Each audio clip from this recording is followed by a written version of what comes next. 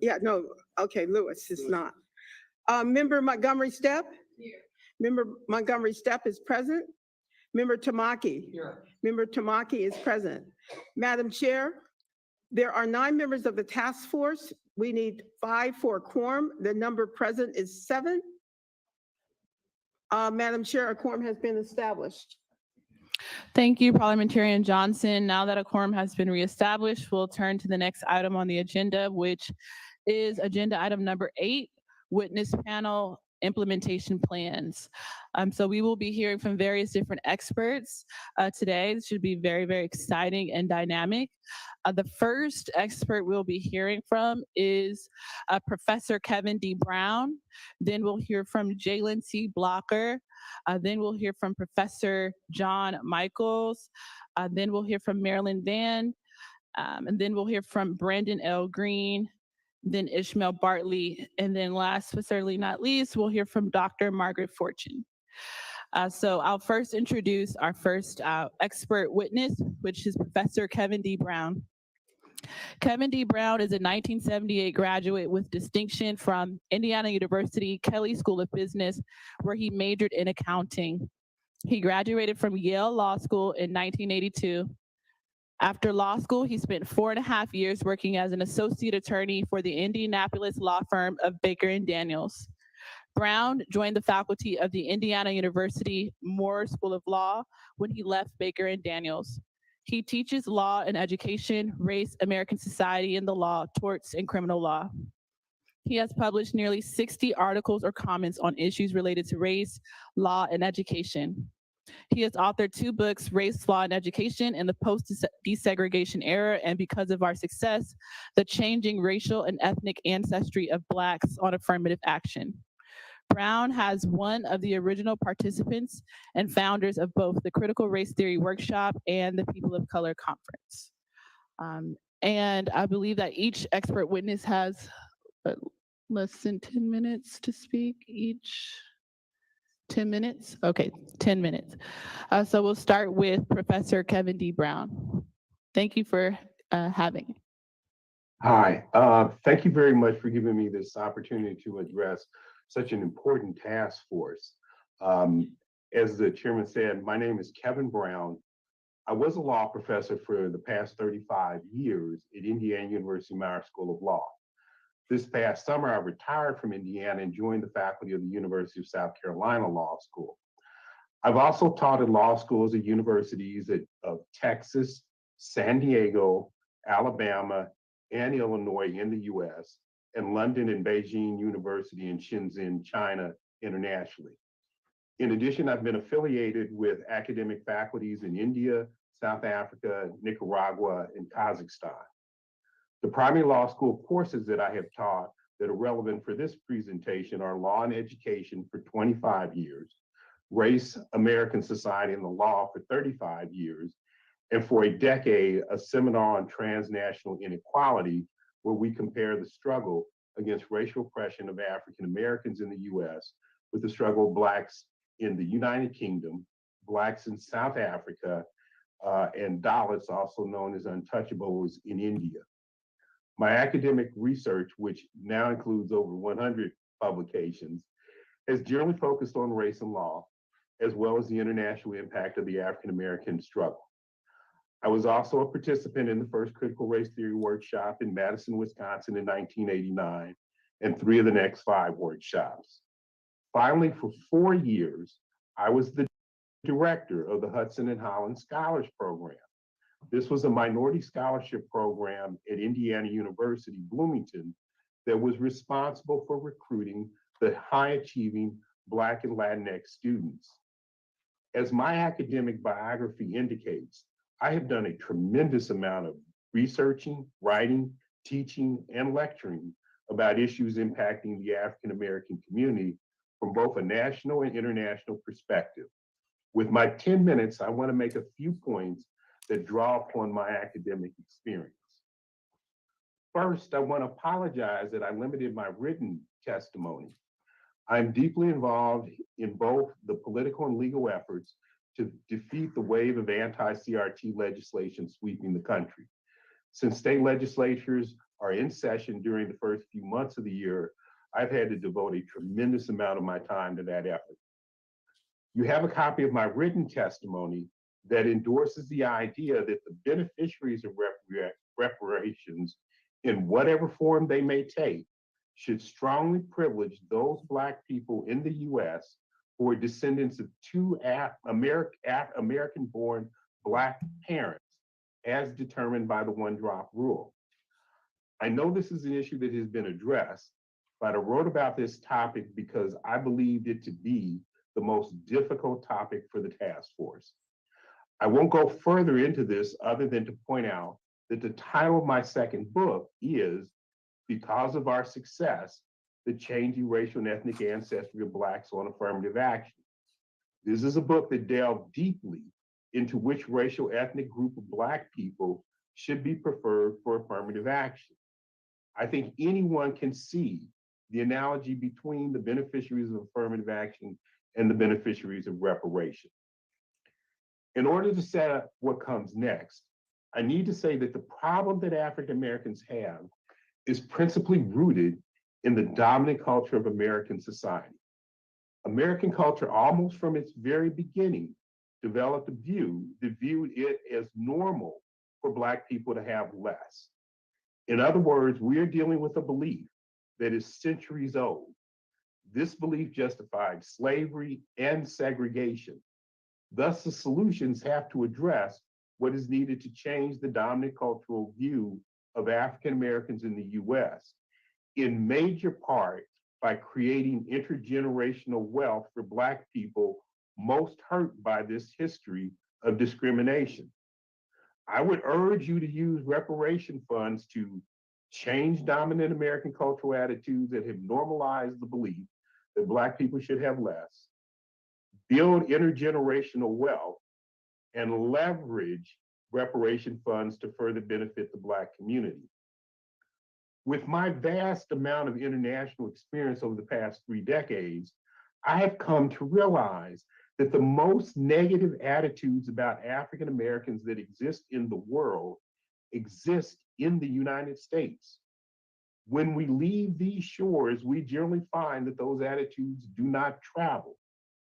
Clearly, our African brothers and sisters encounter a deep prejudice in many places in the world, but when people in distant lands learn that I am African American, I have consistently found that I do not face those negative attitudes. I know that there has been a tremendous amount of discussion about K-12 education, and I would certainly add my voice to those who speak of the need for more and better Black history being taught to America's young. But I want to suggest something that is seldom discussed. I would urge the creation of international boarding schools located in stable areas of the developing world for beneficiaries of reparations. Well-designed boarding schools provide a tremendous education for their students.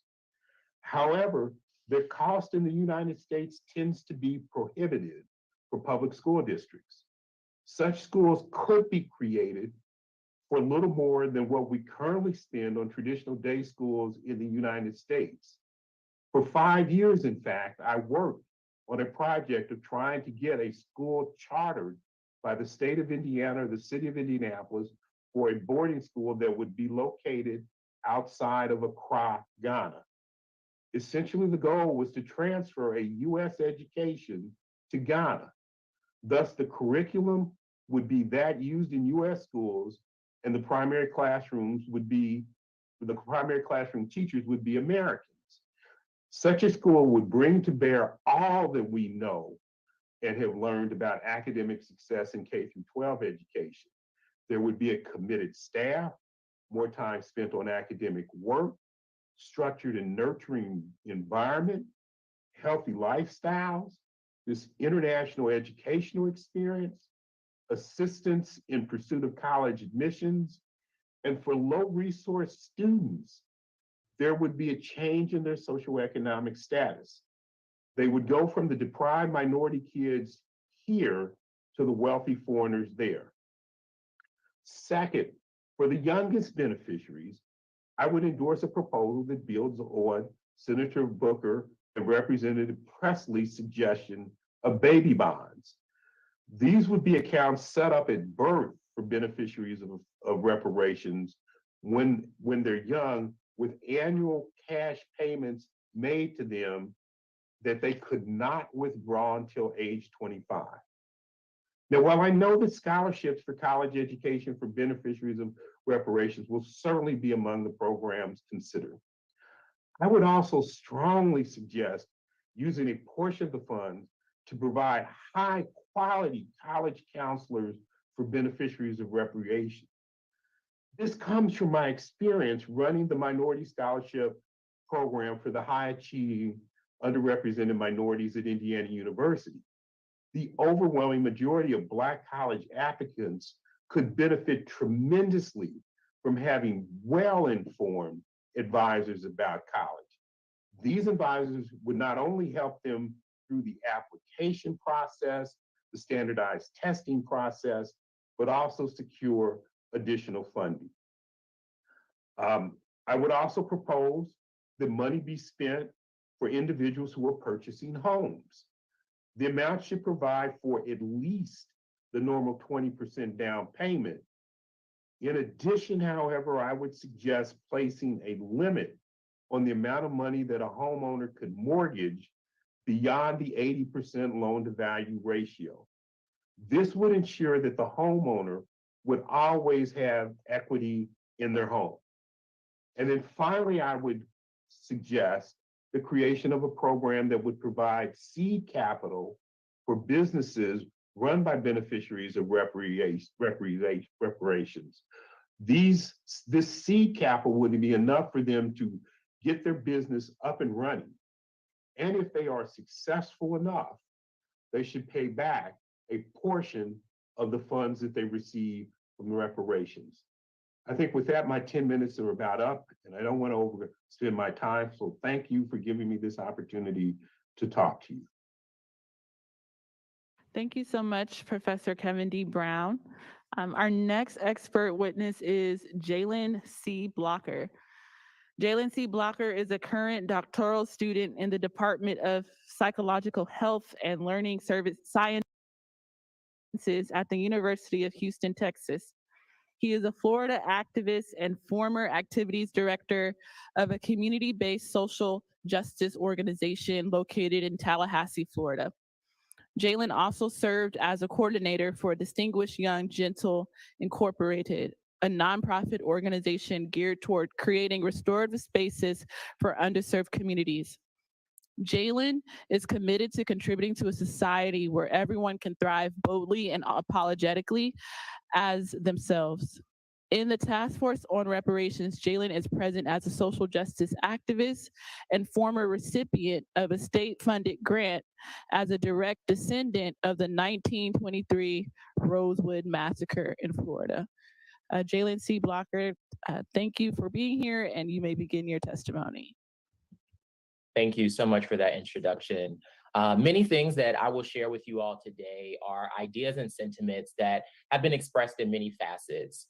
Today, I hope to bring forth questions to consider as you all move quickly towards this recommendations deadline, and then also provide justification for a perspective that I believe would best support citizens moving forward. For the sake of time, I'm going to jump right into where my story begins. Throughout this time, I encourage everyone to engage in a little imagination, creativity, and critical thought as we recap my connection with reparations, and then also think about what reparations can look like in the future. In January of 1923, a white mob descended on the small town of Rosewood, located on the northwest side of Florida. A few days before, the mob of mostly white men received a single allegation that a Black male from the town of Rosewood had interacted unlawfully with a white woman. Keep in mind, this is 1923, so that interaction could have been as simple as a glance from 20 feet away.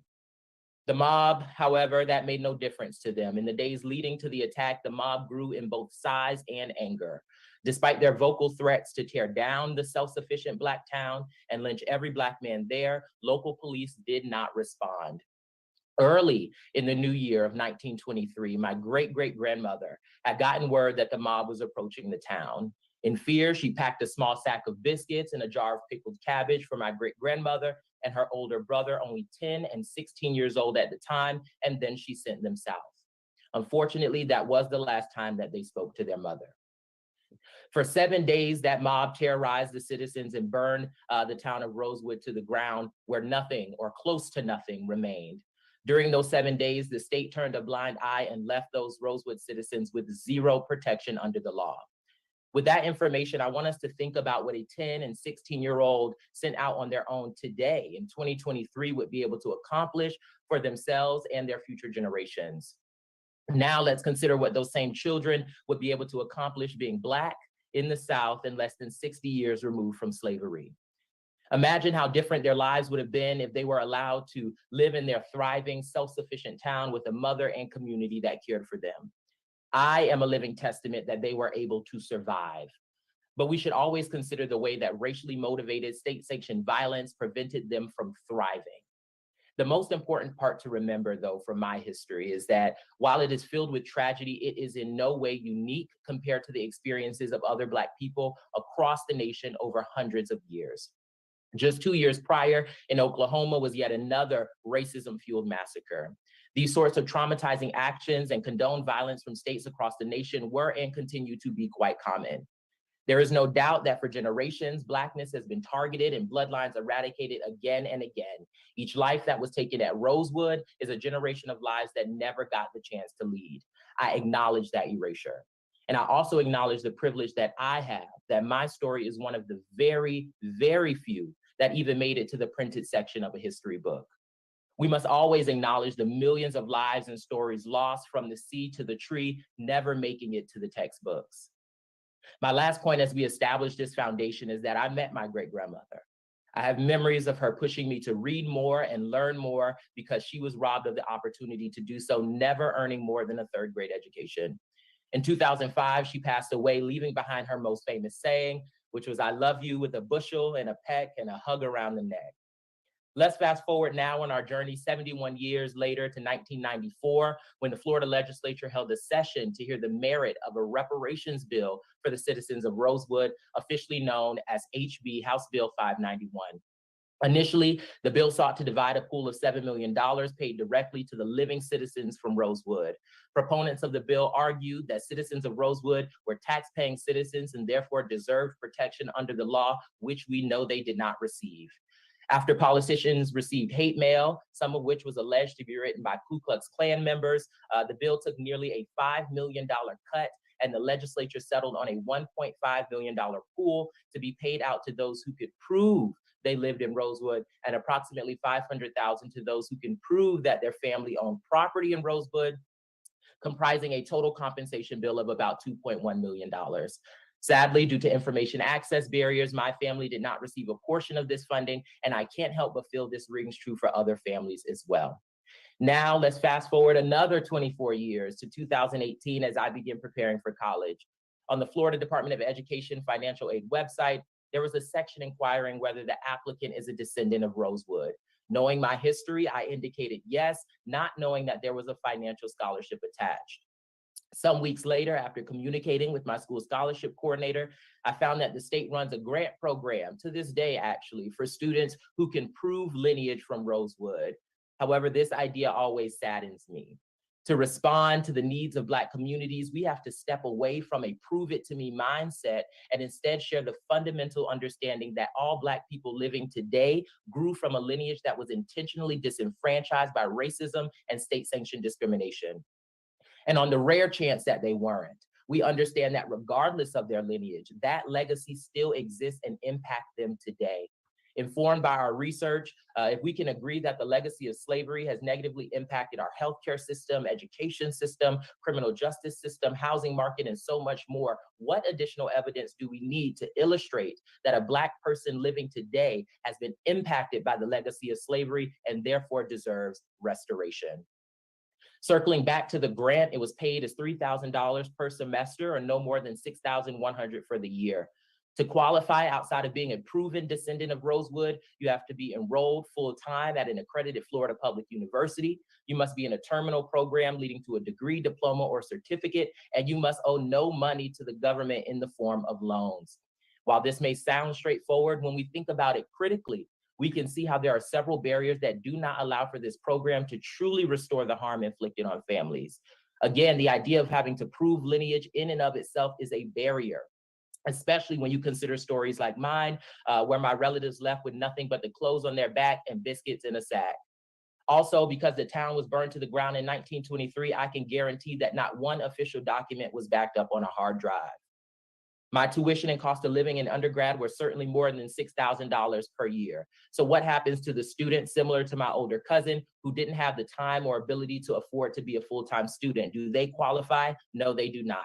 What about the student who had to take out some loans to afford their degree? Do they qualify? No, they do not. What about the student who, as a result of living in a low-income family, had to move so often that the official documents that would connect their lineage was lost in the process? Do they qualify? No, they do not. What about the person who couldn't afford a tutor to study for the SAT to get into a major university and would rather learn a trade at a local community college? Do they qualify? No, they do not. What about the Black child who is in the foster care system or a ward of the state and may not know their biological parents, let alone their biological great-grandparents? Do they qualify? No, they do not. What about the family that left Rosewood and went north and established a homestead outside of Florida, so their future generations now live in that state? Do they qualify? No, they do not. I say all that to say that each of these disqualifying circumstances are all common in a people that has been historically disenfranchised. So including them as eligibility requirements is like expecting someone to repeat what you say after you shielded your mouth and covered their ears. You've already made it close to impossible for them to meet those expectations. So in this case, I would ask them, who are we really helping? Those privileged enough like me to have their stories published? If mine were not published, I wouldn't have found the marriage certificate of my great-great-grandmother to connect my lineage to Rosewood and would have missed out on every single dime. How many people in need today have had their histories erased? If I had the time, I'd be happy to connect how these circumstances of low income, less access to educational resources, destabilized family structures, and so much more are inherently connected to the way that this nation has acted and responded to Black people, and is even more indicative of their responsibility to restore the harm created. Dr. Byron McClure said it best when he mentioned the term paralysis of analysis in his podcast, Healing Centered Conversations. He argued that we often become so invested in studying and analyzing the impact of something that we become paralyzed and do not take the necessary action to respond and rectify that issue. Reparations are needed, that we know. But how do we move forward without inadvertently creating this false sense of eligibility? So let's fast forward one more time to a near future when we are discussing what are the best ways to implement reparations. I strongly believe that any actions of reparations should be approached from an abolitionist perspective. Mariame Kaba is an author, activist, and abolitionist, and posed one of the strongest pieces of advice to consider in the context of social progression using an abolitionist approach. She argues, or she shares, that we should not ask ourselves, what do we have now and how we can make it better? But instead, we should ask, what can I create and imagine for myself and my community? If I were to put a wooden rocking chair in front of you all and I were to say, I think regular chairs are better, how can I make this better? The resulting transformation process would be rooted in destruction, cutting off legs here, breaking off rockers there, sanding down things there, and even then the new chair would still resemble the old one. That's the current practice of reform, a pendulum swinging back and forth from one idea to one slightly different. But if I embraced abolition and was bold enough to go to the drawing board and build a new chair from the ground up, that resulting process would be rooted in creation, taking parts and bringing them together to create a whole that we collectively have imagined. We embrace this practice in technology.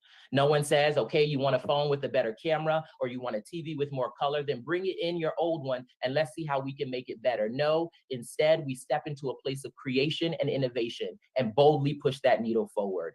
As a result of that bold imagination and creativity, not only has technology improved drastically over the years, but people are so much more willing and, dare I say, happy to trade in their old systems for new ones. What if we use this perspective for social progression? How many new systems could we create? How eager would society be to jump on board and trade in their old systems once they see what we can do? Therefore, we can understand abolition as a mindset or the process by which we work together to imagine and create new ways to support one another and address harm in our communities, thus rendering old, violent, and self-serving systems obsolete. As I come to a closing concerning reparations, I believe that they should be facilitated from the ground up by a new entity designed to be people-centered and passion-driven. Being critical in our thought and informed by our history, we should know that we can't expect the same systems that have harmed and disenfranchised these communities to turn around and restore them. If the profound change that's needed could be entrusted in these systems, then we would likely wouldn't be having this conversation now. Likewise, the new responsibility of facilitating reparations should not be the sole responsibility of community-based organizations and nonprofits. As a former leader of a community-based organization, I know that they are already inundated with responding to the current needs of their community. This would be a community effort, and we need them to keep doing that unencumbered by new responsibilities. If we are serious about supporting communities through restorative practices, we can't build on the backs that have been on the backs of those that have been doing the most work for hundreds of years, but instead pick up the bricks and build something alongside them. Additionally, this idea in space alone is an act of political resistance, and we know that 501c3s are not the best organizations for promoting and pushing political action due to legal constraints. As a professional advocate and proponent of equitable education, I believe this new entity should do a lot of things, but it should certainly prioritize education, both formal and informal. As research has shown us, education has some of the strongest buffering effects from the negative impacts of oppression among all minoritized communities. Likewise, we should be thinking about the preventative factors to success that many Black families face. Repair and restoration should be rooted in targeting those factors. Education, mental wellness, financial literacy, finances themselves, adequate housing, nutrition, the list goes on. Again, I promise as I wrap up, I want to add a bit of tangibility to my talk, most of which, because of my passion, is rooted in education. Number one, across the nation, 1 in 4 children face food insecurity. Reparations from an abolitionist approach would mean mandating free school lunches for all students, especially those in low-income schools. Pushing the needle further would mean partnering with Black farmers and agriculturalists to ensure that not only are these meals free, but they are filled with nutrition. Across the nation, racism has created food deserts, preventing communities from being able to access fresh quality foods.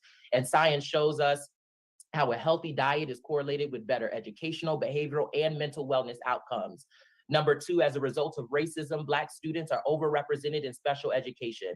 And from the 1971 Larry P.B. Riles case, I know that California has to some degree reckoned with this idea. Nonetheless, an abolitionist perspective would set aside a portion of funding for parents who have children registered in the state's special education program. This funding would be in the form of governmental vouchers that parents can go online to purchase school supplies, books for their child, books for themselves, and even register for classes at local community centers that better equips them to show up and respond to the educational needs of their child.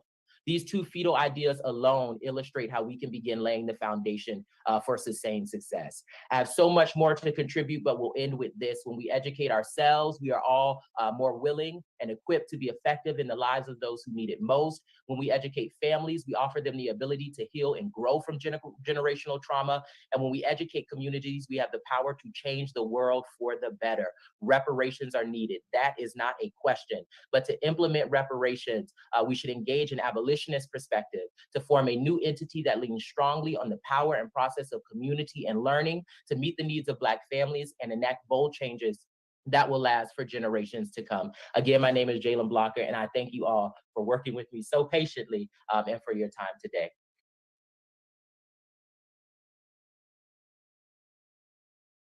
Thank you so much, Mr. Blocker. So the next person we'll hear from is Professor John Michaels. John Michaels is a graduate of Williams College, Oxford University, where he was a Marshall Scholar, and Yale Law School, where he served as an articles editor for the Yale Law Journal. He is a professor of law at UCLA School of Law. His scholarly and teaching interests include constitutional law, administrative law, national security law, the separation of powers, presidential power, regulation, bureaucracy, and privatization. A two-time winner of the American Constitution Society's Curie Award for the scholarly excellence in administrative law, Michaels is a frequent legal affairs commentator for national and local media outlets. In 2017, he authored the book Constitutional Coup, Privatization's Threat to the American Republic, and is currently writing a second book, tentatively titled Vigilante Nation, with his colleague David Null. Without further ado, Professor Michaels, you may proceed with your expert testimony. Thank you. Thank you very much. Members of the ABA 3121 Task Force, I'm really grateful for this opportunity to hear from you today, to appear before you today. Before commencing, I want to just note my regret for having to dial in remotely. I am local otherwise, but my daughter Annalise is getting specialized medical care in the Midwest, so I'm here cheering her on. With her blessing, I've ducked out to participate in this hearing. She knows that I wouldn't be doing so for just another work obligation.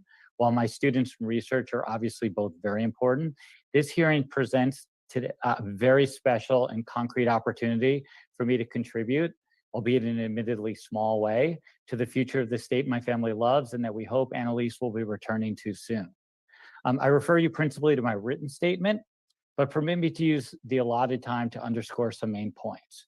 First, and I said this at the beginning of my written statement as well, the report itself is a tour de force. When I read it, when you first published it, I found it to be a tremendous achievement in its own right. It had the sweep and precision of a great scholarly project and the urgency, sensitivity, and prescriptive clarity of a muscular policy paper, and you are to be commended for that. But of course, the moment calls for far more than a report, and I'm particularly grateful that you're soliciting input on institutional design and governance, and doing so at this stage of the deliberations. Given the challenges still ahead of you to work out the specific substantive services, benefits, and regulatory and adjudicatory authorities that will be entrusted to this agency, which for these purposes I'll refer to the agency as the CFAA. I understand that there might be concerns about thinking about design and governance as premature or overly wonky or esoteric. But I'll remind the task force of the old line by Congressman John Dingell, who said, "I'll let you write the substance, you let me write the procedure, and I'll screw you every time." The Dingell maxim is hardly something we chisel into marble on the National Mall, but it's nonetheless undeniably true. It's thus important for the task force to prescribe not only substance, but also set the procedures. Otherwise, you run the risk that others, including those not so favorably disposed to reparations, will end up dictating procedure, and as Dingell suggested, may undermine the entire enterprise. As I understand procedure, and I understand it broadly, it encompasses considerations of institutional design, questions of staffing, and methods and mechanisms of public engagement. As a matter of institutional design, I made clear in my notes my strong endorsement of a freestanding executive agency. I discussed any number of alternative arrangements, all of which I think have serious, if not disqualifying, drawbacks. And I'm happy to use our question and answer time to run through any and all of these alternatives if you so desire. The only possible sticking point on the design at the macro level that I think is worth highlighting is what you should do about a proposed reparations tribunal. I'd make that quasi-independent. And by that, I mean, I'd have it led and staffed by personnel who are somewhat operating autonomously and don't answer to the leadership of the CFAA. This is to ensure that any and all specific adjudications, so resolutions of particular disputes, to make sure those are not influenced by broad policy or political issues that the CFAA head, understandably and necessarily, must prioritize. Again, I'm happy to delve into the specifics of design if and when you so desire. When we get to the next question, which is at the level of staffing, my basic recommendation here is fairly standard as well, which is to embrace the civil service. And I suggest to do so not just because that is the default hiring practice, but because it actually means something that's intrinsically and symbolically valuable. In this current political environment, we cannot assume that any new freestanding agency would necessarily be staffed by career civil servants. There's a movement afoot to circumvent or weaken the civil service, and it's been going on for decades. It was initially pushed by folks who categorized themselves as part of a business-like government reform crowd to make government operate more like a business. But now it's additionally championed by those most animated by suspicions of a so-called deep state. Both of them seem keen on removing professional protections from government employees. As I've explained in my academic work, civil service safeguards are a signature, if not the defining feature, that marks the modern era of professional, competent, and democratic public administration. And it's helped cement the political and constitutional legitimation of the modern administrative state at the federal and state level. Any turn away from the civil service invites rethinking of those foundational sources of legitimacy. More practically, the civil service safeguard simply makes sense. Career personnel are much more likely to invest in their jobs and professional development than are folks who are political hires, because they expect that they'll be cycled through fairly quickly.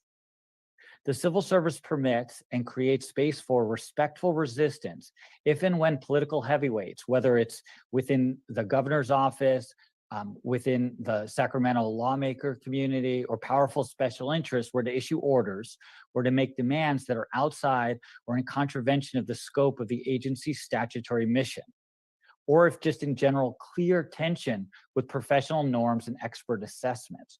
Because civil servants can't be removed at will, they have the flexibility and the power to push back and say, no, we're going to follow what the statute requires, what the task force prescribed for us. And last, the civil service strengthens the institutional culture and stability of an agency. The staff remains in place no matter how much political turmoil exists in the arena of electoral politics.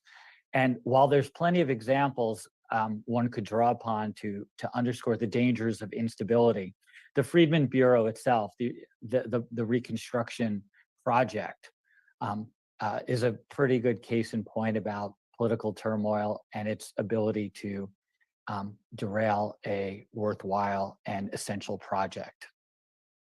So to be perfectly clear, while there are calls around the country, including by Donald Trump and Ron DeSantis, to gut protections of government employees, the task force's decision to reinvest in the civil service, one that brought us out of the unprofessional, corrupt, and hyper-politicized mess that was the 19th century spoils system, and sustained us through the progressive era, the New Deal, and the Great Society, will not only serve the people of California well, will be an important marker for the nation that yes, we can continue to build successful and virtuous government projects, something that's rarely been attempted, let alone achieved in the 21st century. And with your indulgence, I'd go further. As I've again relayed in my written testimony, intimidation, abuse, and outright violence towards government workers has reached alarming heights. Workers feel understandably vulnerable and victimized and insufficiently protected. That's teachers, that's election officials, that's public health officials. While I sincerely hope that I'm wrong, I fear that a CFAA, whose work will surely span the policy realms of education, health, and voting, may be a particularly attractive target of political ire, harassment, and even violence. And for that reason, I would urge the task force to consider specially investing in security arrangements and to favor arrangements that are more formalized and institutionalized rather than ad hoc and reactive. Assurances of an investment of that sort will help with recruitment and retention.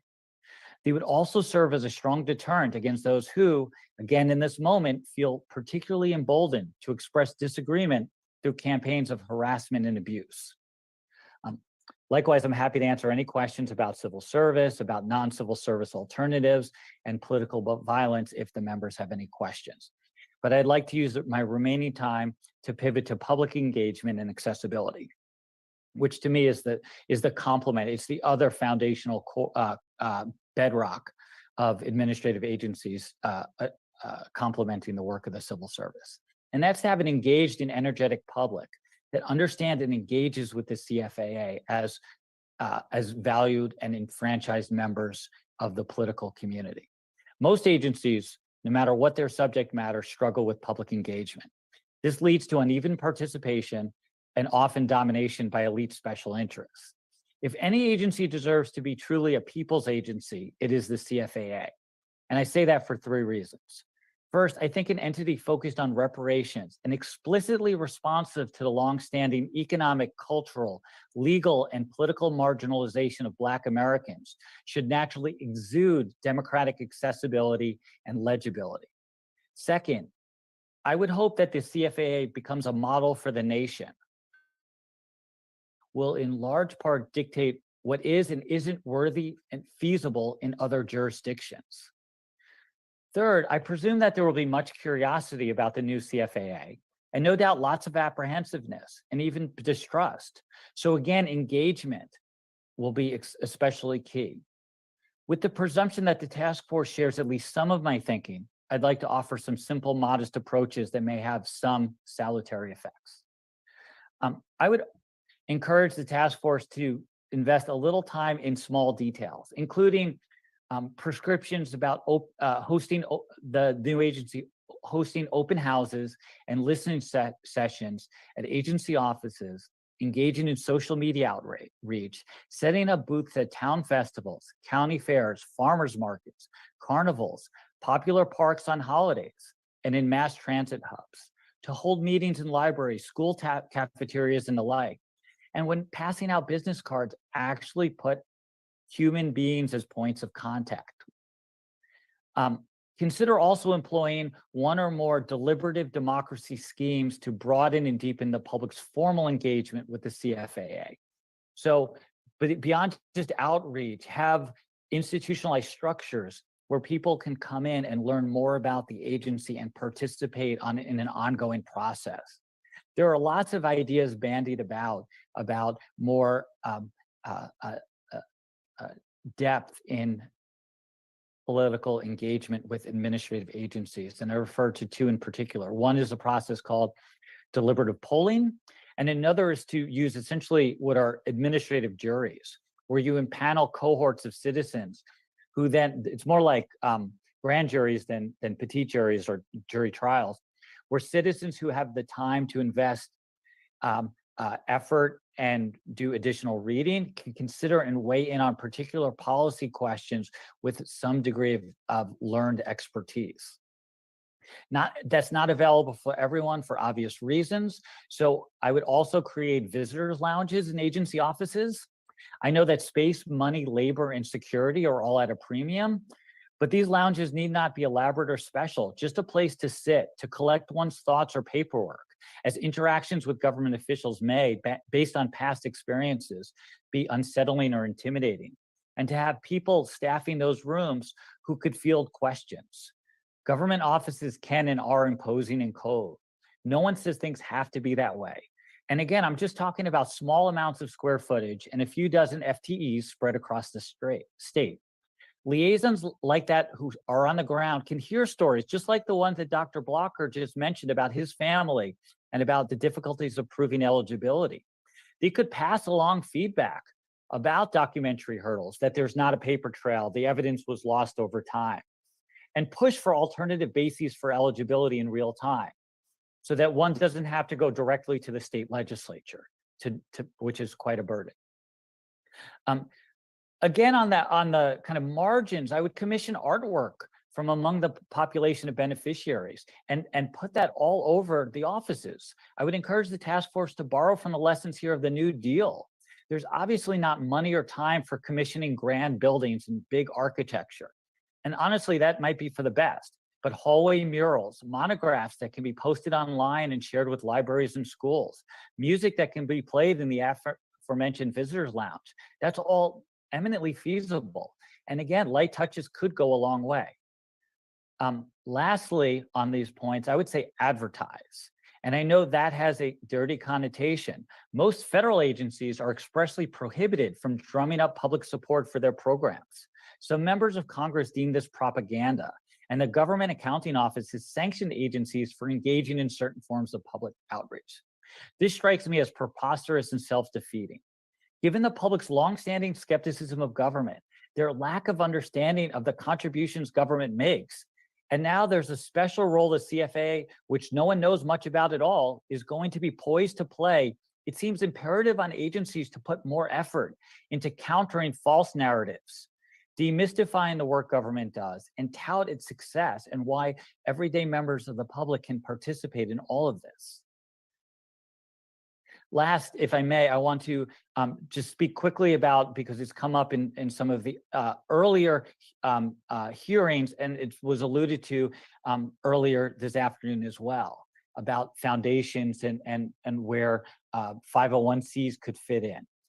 I recognize that reliance on a class of wealthy donors or private foundations for programmatic services and funds may seem especially attractive. Yet I'd urge this task force to be especially wary of those entanglements. First, I'd caution against any sort of sign that reparations ought to be treated as a form of charity or noblesse oblige, apart from, rather than constitutive of, the collective public responsibility we all have to provide recompense for the systemic racism that Californians endorsed, condoned, or unwittingly but inescapably benefited from. Already, too many indirect beneficiaries of systemic racism insist that they have received no such benefits. To signal that corporate charitable trust will foot the bill only furthers that misapprehension that only the very rich, or only those who have the deepest of historical roots to antebellum times, have been advantaged by generations of racist public policy. Second, with donors come strings. Donors may have particular and quite possibly idiosyncratic or somewhat self-serving priorities that, if there's so much money attached to them, will inescapably become CFA priorities. Credible reports indicate that big donors have tried and to varying extents succeeded in shaping and influencing policy with respect to such public outfits as Newark's public schools, the National Park Service, and the Center for Disease Control. Third, and here again, I'm thinking about California's place in the larger ecosystem of would-be reparations jurisdictions. And there's a danger that California may be setting a bad or at least unsustainable precedent if it relies primarily on donors and foundations. Simply because California will be the first mover, or the first state mover, I should say, or because there's considerable corporate and personal in-state wealth here, a CFAA could soak up much, if not most, of all the available charitable money, leaving little left for those other jurisdictions which might really want to follow Sacramento's lead. So setting certain expectations that reparations will be privately raised rather than publicly financed may make it much harder for those other communities to embark on their own projects, let alone provide similar levels of support. Thank you for this time.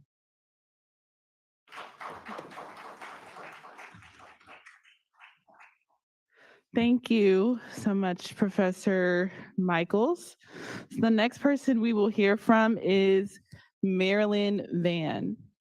Marilyn Van is president of Descendants of Freedmen of the Five Civilized Tribes Association. She was born in Ponca City, Oklahoma, and grew up north of the old Ponca Indian Reservation.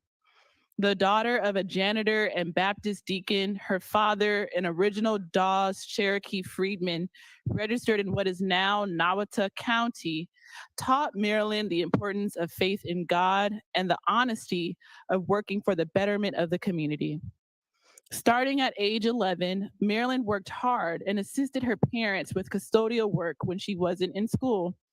Her hard work paid off as she entered adulthood, when she not only became one of the first members of her family to attend college after receiving several academic scholarships, but would go on to graduate with distinction from the University of Oklahoma. She received a Bachelor of Science in Engineering and spent her career working as an engineer for the U.S. government. She retired from the United States Treasury Department as a general engineer team leader in 2014 after more than 32 years of government service. Marilyn's education and career as an engineering team leader emphasized teamwork, research, planning, goal setting, and the ability to work with persons of all races, backgrounds, and nationalities to get the job done. Without further ado, Marilyn Van, thanks so much for coming, and you may provide your expert testimony now. Thank you. I want to thank the task force for inviting me here to be a witness today. I have most of my activism has been in the last 20 years, where I have been the president of two nonprofits, one a 501c3, one a 501c4. I am a member of the Cherokee tribe, which is based in Oklahoma. And the fight that I have been working on has been getting justice for the Blacks, the Black descendants of slaves who have tribal rights based on based on treaties. You see there is a PowerPoint in front of you here. Let's go to slide 2.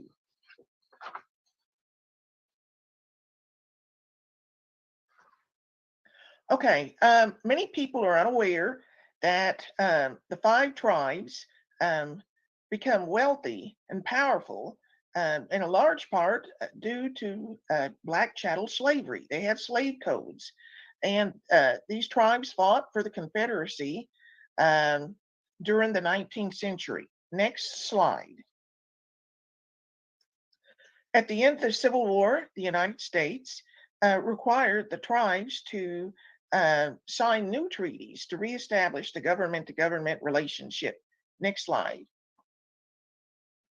So the Creek, Cherokee, and Seminole nations gave the freedmen agreed that their Blacks would have all the rights of equal of other citizens, would be equal, have the right to hold office. The other 2 tribes, Choctaw and Chickasaw, demanded that they would be paid and the right to adopt the freedmen if they wanted to. Next slide. Okay, just to show you that what the Creek Treaty says, it says that these freedmen would have all the rights of and privileges of Native citizens, including an equal interest in the soil and national funds. As you can see, this is an act of Congress. It was signed by the United States president at that time in 1866. The Seminole and Cherokee treaties are similar. Next slide. Okay. Now, before statehood, there were in the tribes, they didn't really have Jim Crow laws, especially again in your Seminole, Creek, and Cherokee nations. The freedmen the Blacks were really doing pretty well. The Creek freedmen were organized into political voting units, and the Seminole freedmen also into bands, which were actually political districts. Next slide. Okay, now what are the Dawes Rolls? A lot of people have heard of the Dawes Rolls. Well, and so this just shows an example of a census card for a Creek freedman who is a tribal leader.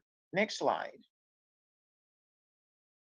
Okay, the Dawes Rolls were made by the United States government in order to divide the lands of the tribes, which were owned in common when a citizen, whether they were Black or an adopted white or a full blood, nobody used those terms of half blood, full blood, or the like at that time, but these were not reparations. It was a person's share of the land that each member of the tribe owned in common.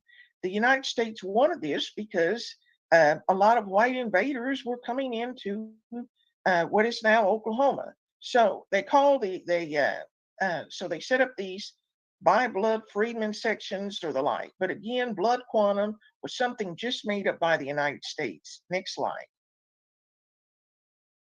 So the freedmen rolls, again, these were people who had certain rights based on the treaties of 1866. I just mentioned here, even if a person that was listed as a freedman had a mother or a father that was listed on the quote unquote by blood section of the rolls with a blood degree, that freedman child did not receive a degree of blood. Again, this was based on how the US set it up. Okay, so next slide. Oklahoma statehood, well, Jim Crow laws. First thing, bam, right out of the box.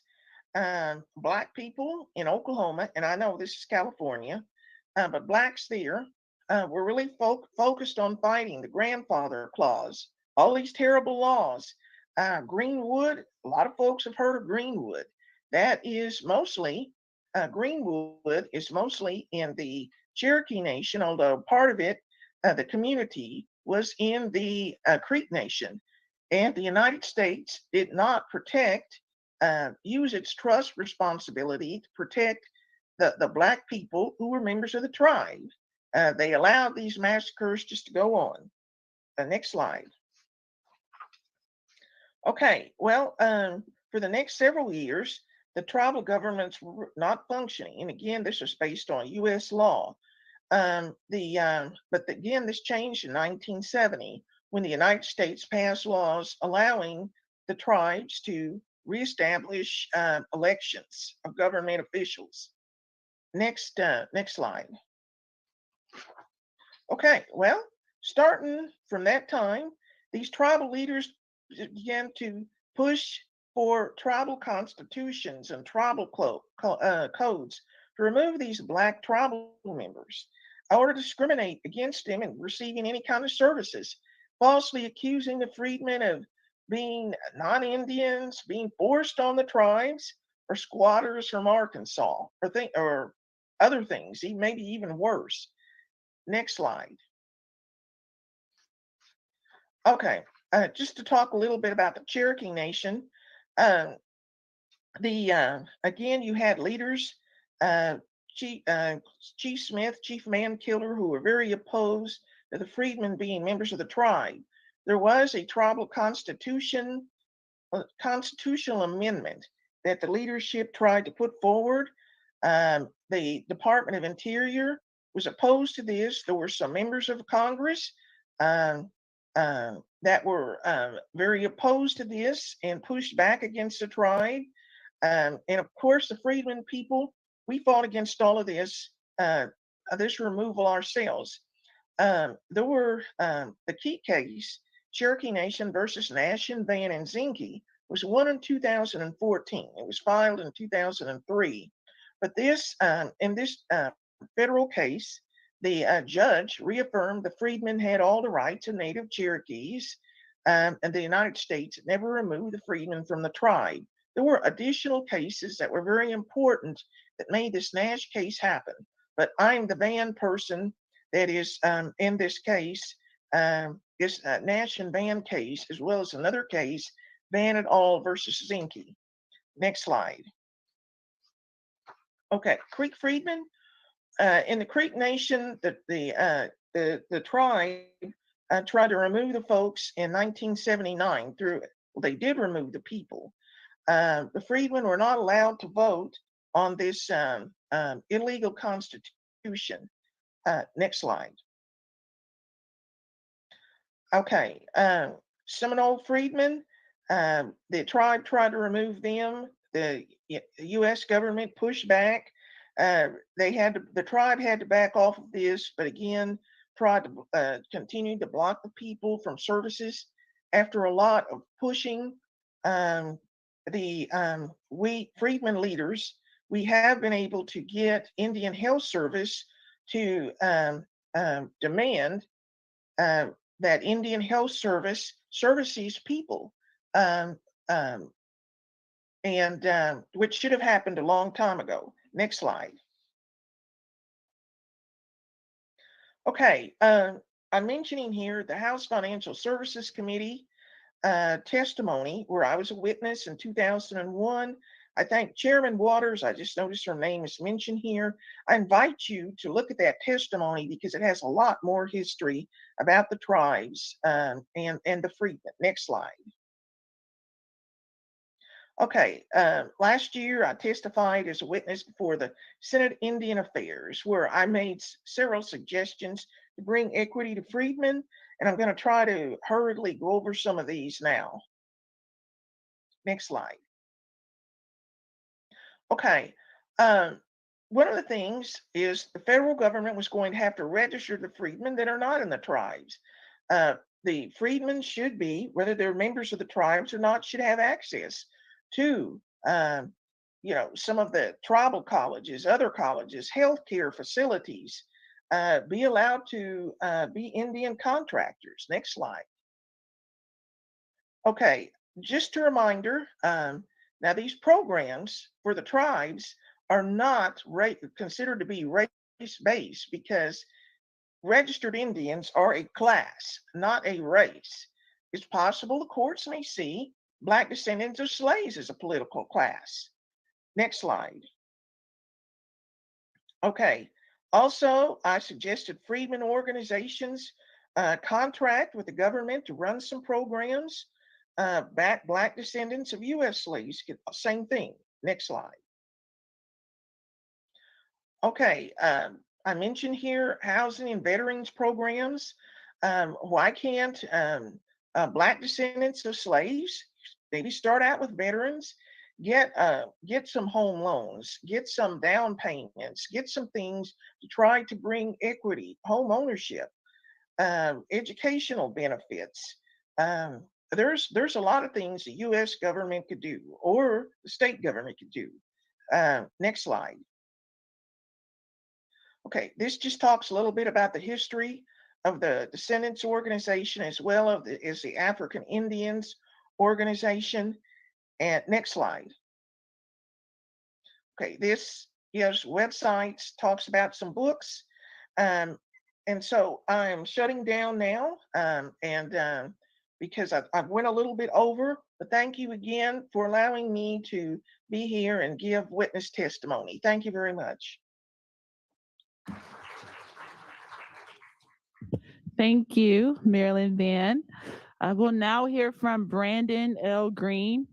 Brandon L. Green is a graduate of Boston University Law School, where he was a public interest scholar and Martin Luther King Social Justice Fellow. He is currently the director of the Racial and Economic Justice Program at the ACLU of Northern California. In his capacity, Brandon provides programmatic vision and leadership for advancing racial and economic justice in the state.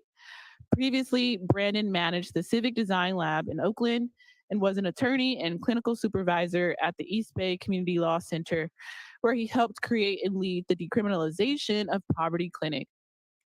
He also worked as a public defender in Contra Costa County and as a fellow at Public Advocates in San Francisco.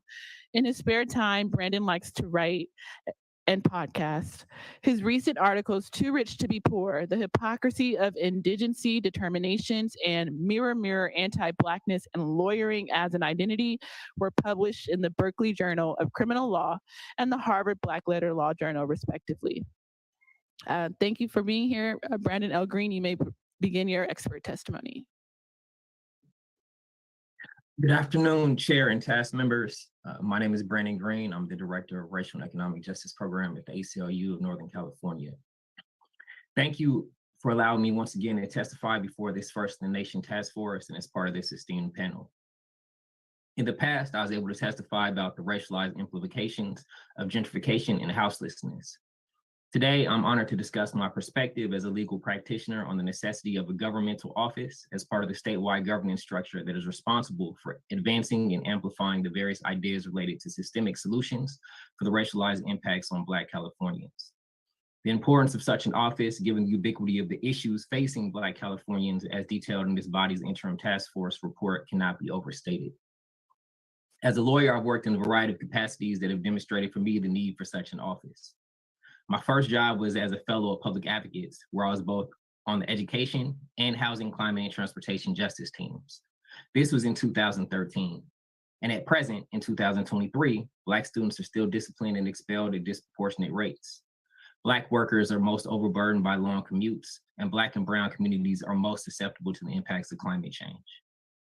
Later in my career as a public defender in Contra Costa County. Years after that, the racialized wealth extraction wrought by the criminal legal system still disproportionately impacts Black Californians. Black Californians are still pulled over at higher rates, even as white drivers are more likely to be found with contraband. For certain, recent legislation like the Trial by a Jury of Your Peers Act, the Racial Justice Act, criminal fines and fees reform championed by my colleagues and coalition partners in both the Back on the Road and Debt-Free Justice coalitions have made some impact on these issues, but not enough. Currently, I serve as the first director of racial and economic justice at the ACLU of Northern California. In this role, I lead a team of dedicated attorneys and policy advocates who are working tirelessly to ensure that local and state government bodies act in a way that is fair and equitable. Something as profound, as historic as this body and its very detailed report on the acts of harm perpetrated on Black Californians must be followed up by something bold enough and with some level of permanence to see the work not stand as an academic exercise, but as an action exercise. The establishment of a Freedmen's Bureau or a similar office with a cabinet level position would be monumental in bringing the great ideas generated through these hearings to fruition. In my legislative and policy work, I've seen the power of the various offices and subcommittees that we as advocates, court reform advocates, have to meet with the Department of Finance for the financial implications and the Judicial Council for implications on the courts. There's no such office or entity in existence that has either the stated interest or the stated mission to advance proposals like those recommended by this body. However, the sheer magnitude of the issues facing Black Californians demands the creation of one. As mentioned, when I last spoke to you all, I detailed the various on-ramps to houselessness in California, from entanglement with the criminal legal system, the racialized wealth gap, housing rental burdens, deficiencies and overdiagnosis in mental health care and treatment. This one topic, houselessness in California, requires solving the racialized and persistent harm across various sectors to even begin to make headway. The discussion of time cutoffs for harm and the ways in which the myriad of past and present harm leads to Black houselessness and the limitations of reparations specific framework again argues in favor of the establishment of such an office. At present, there are numerous bills being introduced that further exacerbate the harm of houselessness. There are also bills that we're in support of, including AB 920. There are not enough resources that can be mustered via litigation and legislation to thwart the continued expansion of discriminatory policies that seek to further criminalize and stigmatize unhoused individuals, many of whom are Black Californians.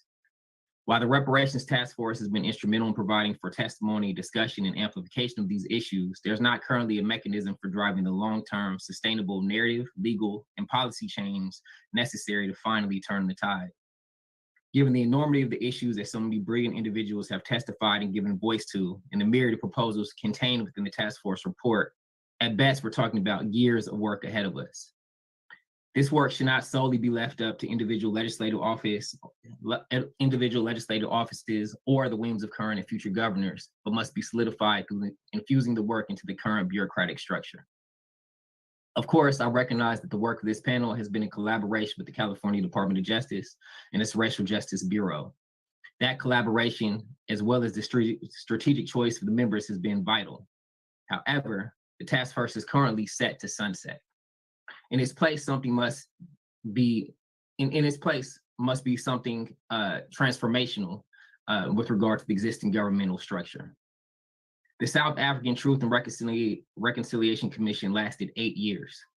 In an interview with U.S. News, Nishan Bolton, an anti-apartheid activist who was jailed for over 20 years, had this to say: "The commission's major challenge was that its mandate, time span, and resource base were very limited. Once it finished its work and handed over its report, it was then concluded.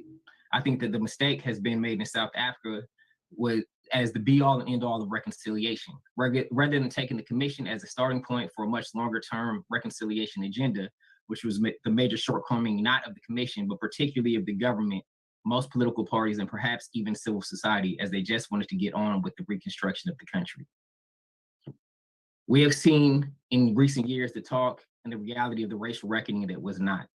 Very little transformative policy was birthed out of the mass organizing that accompanied the death of George Floyd. We're now in a social political moment where Blackness is under attack in history, literature, etc.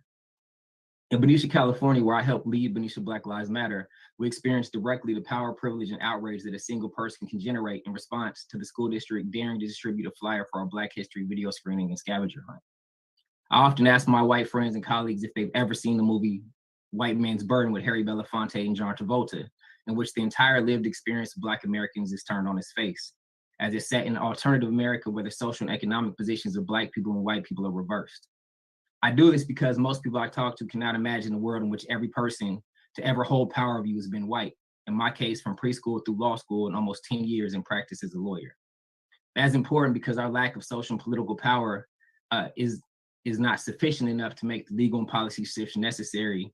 I'm sorry. This is important because our lack of social and political power is not sufficient enough to make legal and policy shifts necessary. And that argues in favor of embedding the work of reparations and reparations-related programming within the governmental structure. I think that the broad mandates of such an office and the contours of its work should continue to be discussed, but I think the question of whether or not an office should be established is an easy answer. Thank you so much.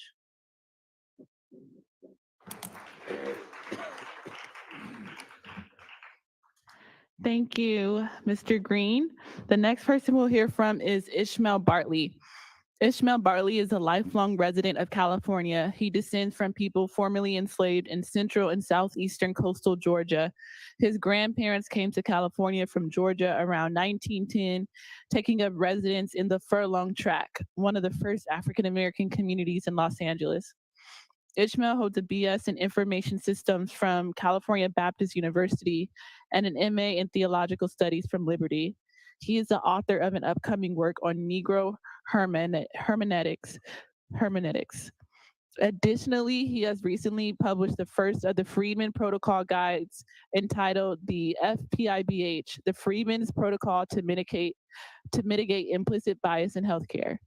In 2022, Mr. Bartley helped organize the Redress Institute, a think tank whose mission is to underpin the modern reparations effort with thought leadership, grassroots enablement, and narrative building data tools. Mr. Bartley is the proud husband of Teresina Bartley and the father of 3 adult children, Ishmael Jr., Miles, and Jared. Without further ado, Mr. Bartley, you may begin. Thank you. Good morning, Task Force. It's a privilege to be here with you this morning. The Redress Institute is organized with the intention of assisting and providing some thought leadership that can underpin the work that the task force has been assigned. We have some core beliefs that inform our work. First of all, we believe that the smartest single person in the room is the room itself. So we are beholden to the people. You'll often hear me speak in third person saying we, and even if it's work that I specifically did, I will refer to it as we because it is informed by the broader cloud of witnesses that got me here. While we've been using the name Freedmen, and I think it's important that we clarify that we don't seek to find the boards and the paint color that was used for the Freedmen's Bureau. I think rather we want to resurrect the Freedmen's Bureau in spirit. And Du Bois said, had political exigencies been less pressing and the opposition to government guardianship of Negroes less bitter and the attachment to the slave system less strong, the social seer, many social seers, a broad group of social seers could have well imagined a far better policy and a permanent Freedmen's Bureau with a national system of schools and carefully supervised employment. There are 2 words that jump out: permanent and carefully supervised. And efforts to sustain the life of Negroes have been inundated with things that have taken away the permanent nature and dissipated the intent of the work. We concur with the caller earlier who said that controls need to be put in place to ensure that the agency bearing the name does not perpetuate the harms that it's designed to alleviate, in which case we'd need to be rescued from the proverbial rescuer. Bias pulls us into this moment. Bias is the boogeyman in California, and bias tends to be responded to with a dismissive nature. There's north of 2.5 million freedmen in the state, and I would wager that 90% of them can describe specific harm related to bias, yet that harm is dismissed, and with dismissal comes a discouragement. And when people are discouraged from using the public services that their taxes pay for, you tend to see that in the form of outcomes. People that are discouraged to go to the hospital, well, over time you see this class of individuals who are suffering from broad-based ailments. And so specificity becomes generalized, and generalized specificity displays itself in populations. That said, Bias is the boogeyman, and implicit bias is an even bigger boogeyman. Implicit bias is the thing that you see in outcomes, but you can't quite put a finger on.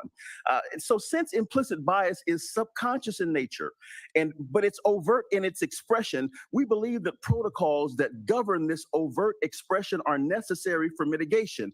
And we use that word mitigation of implicit bias with some hesitancy. We would love to eradicate it, but since the smart folks have said that implicit bias really lies deep in the subconscious, it's difficult to get at things that live in the subconscious unless you can get somebody to agree to psychotherapy. So to mitigate this bias boogeyman, to put some kind of controls in place that will enable us to then measure the presence of implicit bias and subsequently attempt to reduce its harmful effects, we propose Friedman's protocols. And the first Friedman's protocol that we are here to discuss is the Friedman's protocol to mitigate implicit bias in healthcare. As we've been reasoning about this, a kind of Friedman's calculus has emerged that helps us clarify a general goal. Calculus and analytic geometry give us the idea of the asymptote. And so what we want to do is we want to take implicit bias from being implicit to asymptotic. The concept of asymptotic simply means that as a function approaches a given point or a given line known as a limit, that it gets smaller and smaller, harder and harder to detect. And we believe that if you put the right kinds of protocols in place, that implicit bias, while it may still be present, its effects will become smaller and smaller, and it will get to the point where it will become difficult to detect. That is what we would call a favorable outcome, and that brings along with it a number of measurable outcomes.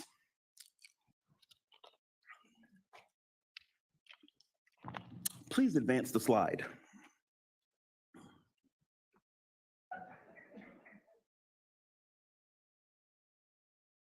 So the way we arrive at this present moment, the outstanding work that the task force has done in the interim report, it clearly catalogs harms, and it creates a context from which we can reason and solution about redress. We also have observed mixed sentiment in response to the release of the interim report. We're aware of a substantial amount of dog whistling narratives that were developed in response to the interim report. These dog whistling narratives have been based on unstructured truths and some of the best reductionist history I've ever read. We began thinking about implementation, and in our reasoning, we think that there's a need for a full stack set of protocols to protect and preserve the life and livelihood of freedmen in California. So now, while ideating around the Friedman's protocols, we had a series of what-if moments that led to the current state of our protocol proposal, the FPIBH, and the need for an agency to sustain our what-if moments pointed to the need for an agency to sustain the interest of freedmen in the state and embody the spirit of the work that the task force has begun. Because in California, law without agency is a recipe for quick and immediate obsolescence. Please advance the slide. Our what-ifs. What if we could get closer to removing the presence of arbitrary from professional services? If you're a professional, you've been trained and you know that arbitrary is the enemy. Professionals should be responsible for producing consistent results. That ought to be a part of a professional's mantra. And if the state is licensing professionals, then the state is responsible for putting controls in place that create some kind of accountability for the continued production of those consistent results. So we need to take arbitrary out, and bias is an arbitrary factor because of how I feel, because of how you were represented in a movie I saw. I developed these ideas so I can apply arbitrary conditions to the service that I provide. The state is responsible for fixing that. What if the machinery of reparations in California includes protocols in healthcare, lending, policing, education, employment, and real estate that define how freedmen are to be treated and it describes specific outcomes for interactions? We further muse that what if there were statutes, which are laws in California, that required state agencies to adhere to the Freedmen protocols? What if there were measurable criteria that could be fed into continuous service improvement processes so that we learn from mistakes and we could constructively make corrections to broken processes, thereby improving outcomes? What if we could get closer to mitigating the effects of subconscious bias through required actions, attestation, identification, constructive notice, and reporting? What if a state agency existed to develop the regs over which to develop the regulations over the industries and civic and public institutions that interact with freedmen's lives? This agency would interact with other state agencies who would implement the protocols in their areas of responsibility as proxies. But also, what if administrative disputes regarding the Freedmen statutes were subject to the regs as written by the Commission of Freedmen Affairs? Now, I'm using an acronym called COFA, Commission of Freedmen Affairs, but I think it's been referred to as FCAA throughout the name isn't really important. It is the lineage, it is the identity of the people that it's designed to protect that is of interest here. These what ifs were informed by our dialogues with a retired administrative law judge. He adjudicated administrative cases in the state for decades, and he helped us to understand that as an adjudicator, for the particular agency he was responsible for, he would hear cases from citizens and he would hear cases brought up by the agency. And his adjudication could either support the citizen or the agency. And at times, the guiding law was formed by the regulations that the agency was put in place. The regulations were derived. Regulation is derived from laws that the assembly passes. The regulations that a given agency like DPSS or the Department of Insurance puts into place, they are the implementation of the laws that the legislature passes. And this judge told me that when he would hear cases, if his opinion was one that would be against the department, his adjudication was not final. It had to go to the director of the department, who could then interpret the regulations as written, or he could follow the judge's recommendation. And so we're saying here that this Office of Freedmen's Affairs, or the California Office of Freedmen's Affairs, or the Freedmen thing that's going to help some people, should be able to draft the regulations and then act as the arbiter with the final to be able to make the final decision as it pertains to a ruling in administrative law that may come from an administrative law judge. That is what we would consider teeth. Or something in that direction is what we would consider teeth. Please advance the slide.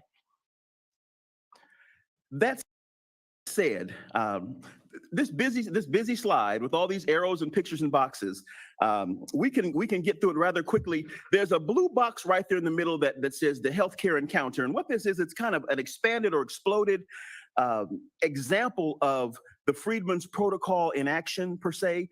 And so the service provider we're using in this example is a healthcare provider. Now, a healthcare provider is a hospital or a doctor or a nurse, and healthcare providers are paid by payers in the state.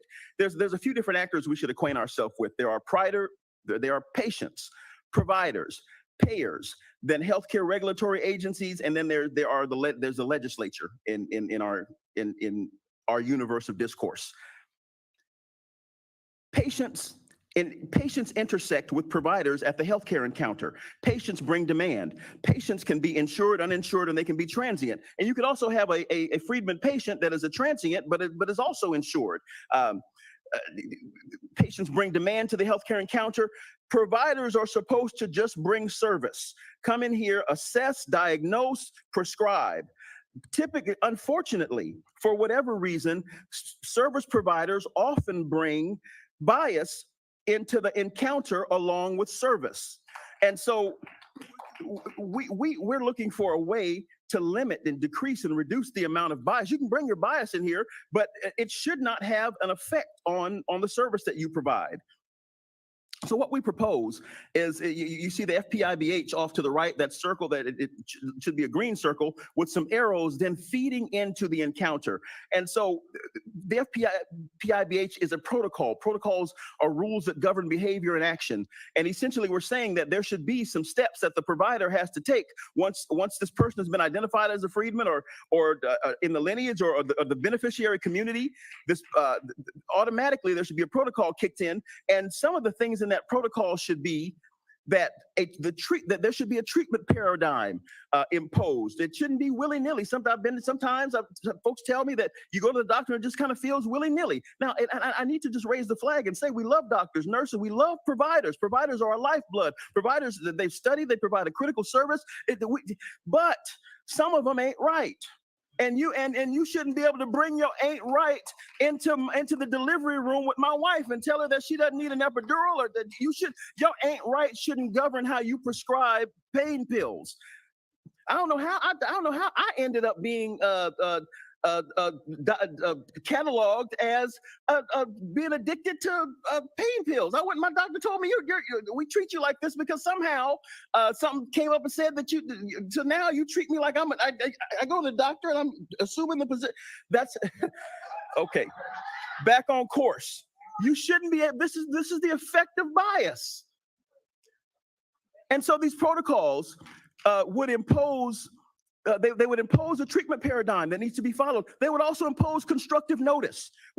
So if you identify, then now we got to tell you that there are certain procedures we got to follow. Then you got to attest to the fact that this was followed, and there should also be de-escalation protocols. Because if you brought hostility in here and I felt it, or I brought hostility in here, it shouldn't be your objective to get me out of here as quickly as possible. And it should be your objective to somebody needs to come in and de-escalate this thing so I can get my Tylenol, my threes or my shot or whatever I need.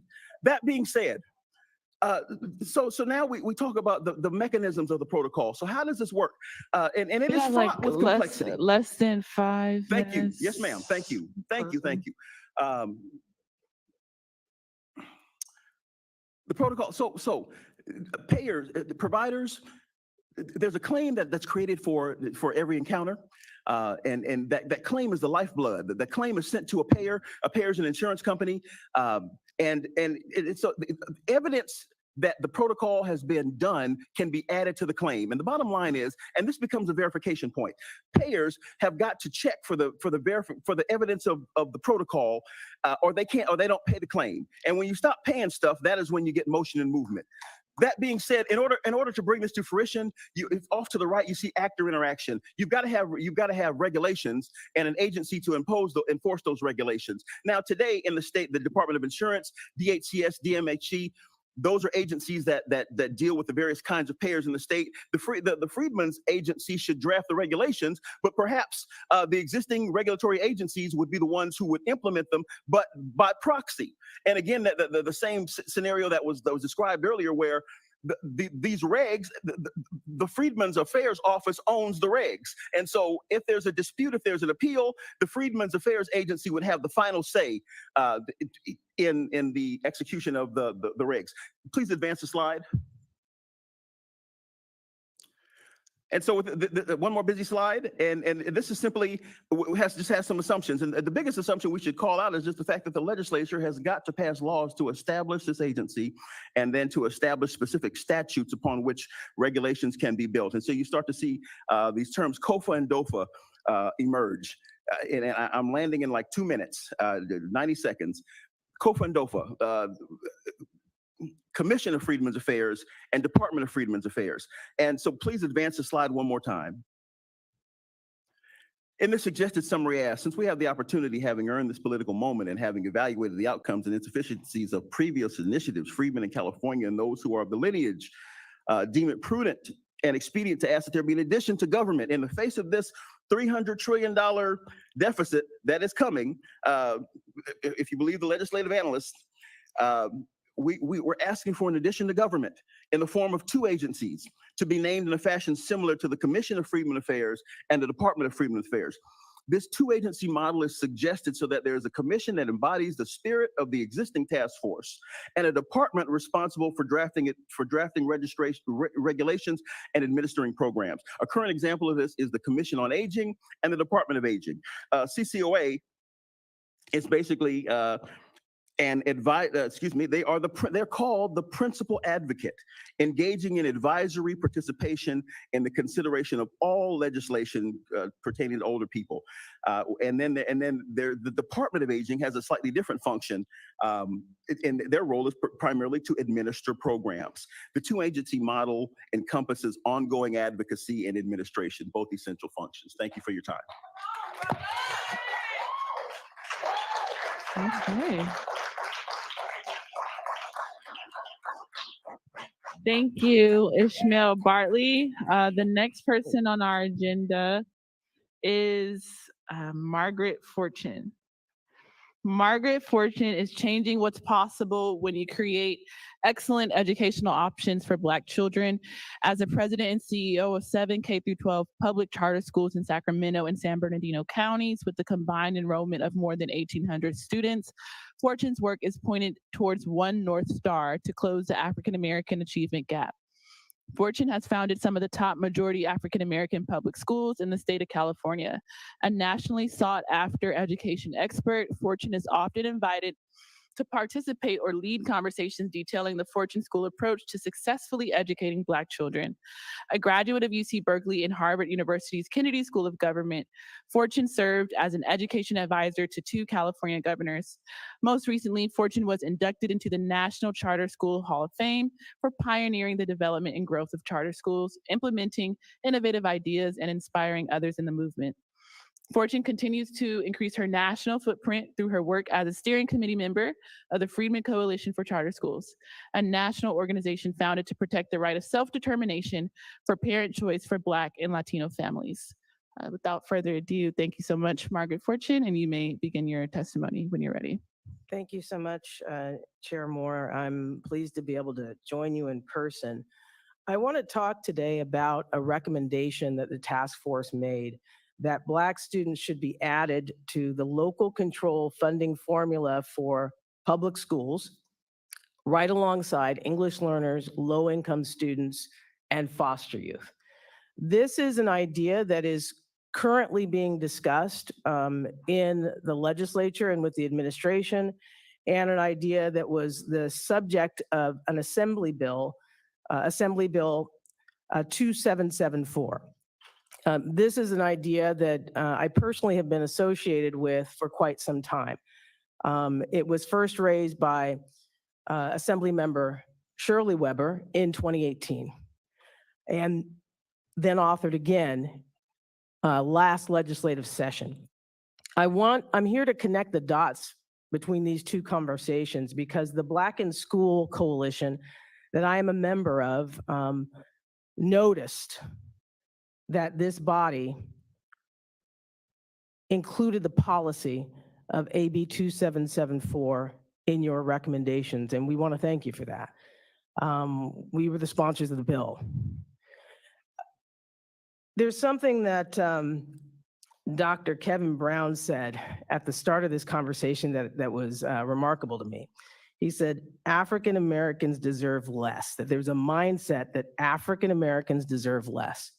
And if you look at the history of this issue, you can see the truth in that statement. Back when Shirley Weber authored this bill, it would have generated $300 million for Black students. This is actually a race-neutral bill. Never mentions race, right? Because we have a state that will not make policy on the basis of race. There is a proxy for race now in California, and that when it comes to students, and it's low performance. The lowest performing student group is African American students. So back in 2018, if those students had been funded as a student group, just like we do for English learners, low-income students, and foster youth, they would have generated $300 million for the schools that serve them. So then fast forward to last year, 2022, when Akilah Weber authors the bill, and the unfunded Black students would have generated $400 million for the schools that serve them. Now, fast forward just a year. If that bill, which flew through the legislature with unanimous bipartisan support, had reached the governor's desk and been signed by the governor and was in this budget on a formula basis, the unfunded Black students would have generated $533 million for the schools that serve them. Unlike other student populations in the state that are declining, what happened year over year last year is that Black student enrollment actually increased from 80% to 81%. I want to ask you to advance 2 slides for me. One more. Yes, let's look at the numbers. All right, I'm going to bore you with data. Let's shake it off. The first row is what AB 2774 would have done, not on the basis of race, which is what was in your policy, but on the basis of low academic achievement. Right now, Black students, 70% of Black students don't read or write at grade level on the SBAC, which is the state test. That's up 2 percentage points from the prior year. It's gotten worse in just 1 year. In mathematics, 84% of Black kids aren't doing mathematics at grade level on the state testing. So, and that's up from 78% last year. And the reason why the number of Black kids has increased who are in the unfunded category is because year over year, more African-American students were retained in high school. It's not because of new births at kindergarten, it's because of being held back at the end of the race in high school. That's what's contributing to that number being bigger. So the governor made a promise that if the bill was pulled back, he would include in his January budget something to address the issue raised by AB 2774. And the issue is that Black students are chronically underperforming, but we don't say Black in California. We're the don't say Black state, which makes it a little difficult to have a reparations conversation if you can't actually name Black people. And just as somebody who's created schools for Black people, we don't do well with anonymity. You can see us coming and you can hear us coming. You can hear my drum line coming, right? You can see my teams coming, they're in bright orange. But we're in a state where we don't acknowledge Blackness. And something that was just really interesting that Marilyn Van said was that Native Americans, that's not a race, that's a political class. And I suppose that's why we can have free tuition for Native American students at the University of California that was just adopted by the UC Regents last year. But we can't have a bill that doesn't name Black students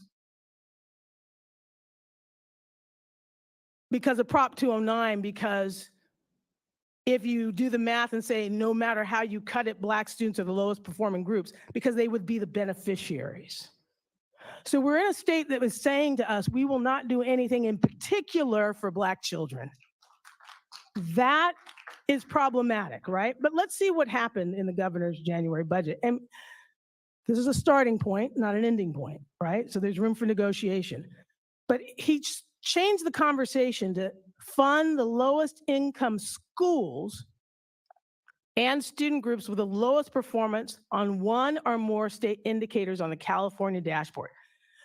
So it's a very different conversation to fund the lowest performing schools in the state than the lowest income schools in the state than the lowest performing children. Those are 2 different things. If you fund the lowest income schools in the state, that means the bottom 5% of all schools in the state, and only 6% of the kids in those schools are actually Black. So how do Black kids fare in the governor's proposal? Well, first, you've cut the $533 million that they would generate on a formula basis down to $300 million, which was the figure from 2018 from Shirley Weber. That's the poetic justice there, right? That's where that's from. But you cut it down by $233 million. And Black kids, since they're not in those, the Black kids we're talking about are not in those low income schools. Because if that 81,000, if those kids were low income, they would already be funded through the local control funding formula. They would already be generating supplemental grants to their schools. They're not low income. They're not low income. Those 81,000 kids are the Black kids who are not low income and perform worse in math than low income white kids.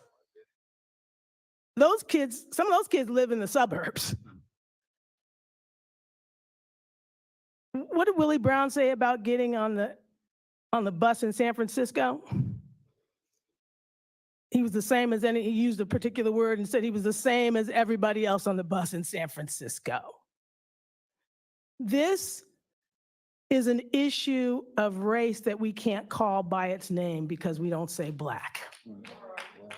But so that means that 5.4% of the $300 million would go to Black kids. So instead of getting $533 million a year, not because they're Black, but because they're the lowest performing, they would get $16 million. That, as someone who's been an education advisor to 2 California governors, that is like nothing.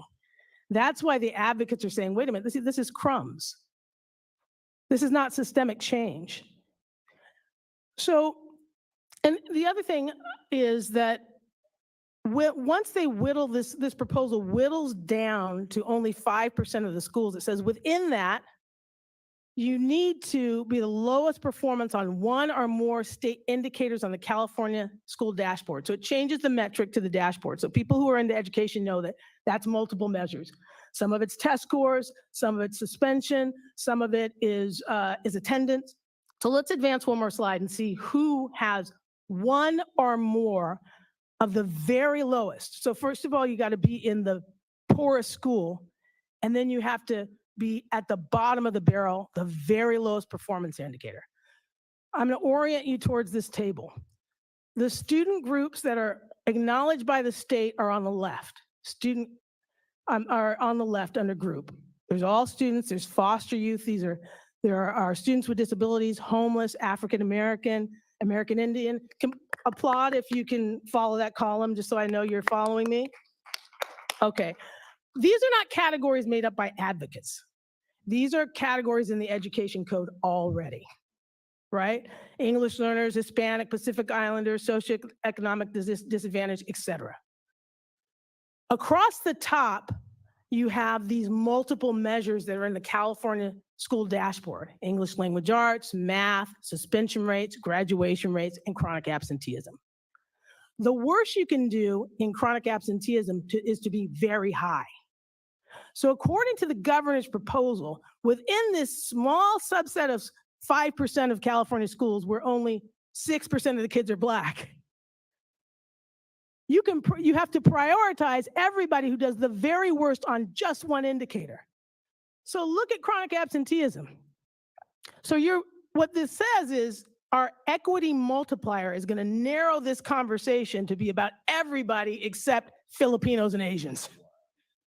Because everybody had very high chronic absenteeism, and that's the one indicator that qualifies within that very thin band of schools extra attention. It's not on the basis of English language arts or math or suspension rates or graduation rates, things that most people would think to be important, but chronic absenteeism, which has fundamentally changed during the pandemic. Kids are staying home because we told them to. If you're symptomatic, stay home. People are still passing due to COVID. My father just died due to COVID at the end of last month. This is still an issue. So it's not a blip, chronic absenteeism. It's something that's going to stay with us, which is why there's all these conversations going on in the state about changing the nature in which schools are funded, not based on average daily attendance. Let's go to the slide before, and I'm over by 2 minutes. Madam Chair. In spite of what I just told you about, the advocates that are a part of the Black in School Coalition want to negotiate and have gone to the administration to negotiate. And we've said, okay, how about this alternative equity multiplier? And we sent this in a budget letter to all the chairs of the budget committees and to the entire legislature. And we said, okay, even though I don't believe that African Americans deserve less, we'll take the 300 million. We'll take the 300 million. And we will, and our language says fund the lowest performing students, student groups. So we'll take your language of student groups below the state average on 2 or more state indicators on the California School Dashboard. So we also say we'll take your measurement, your multiple measures.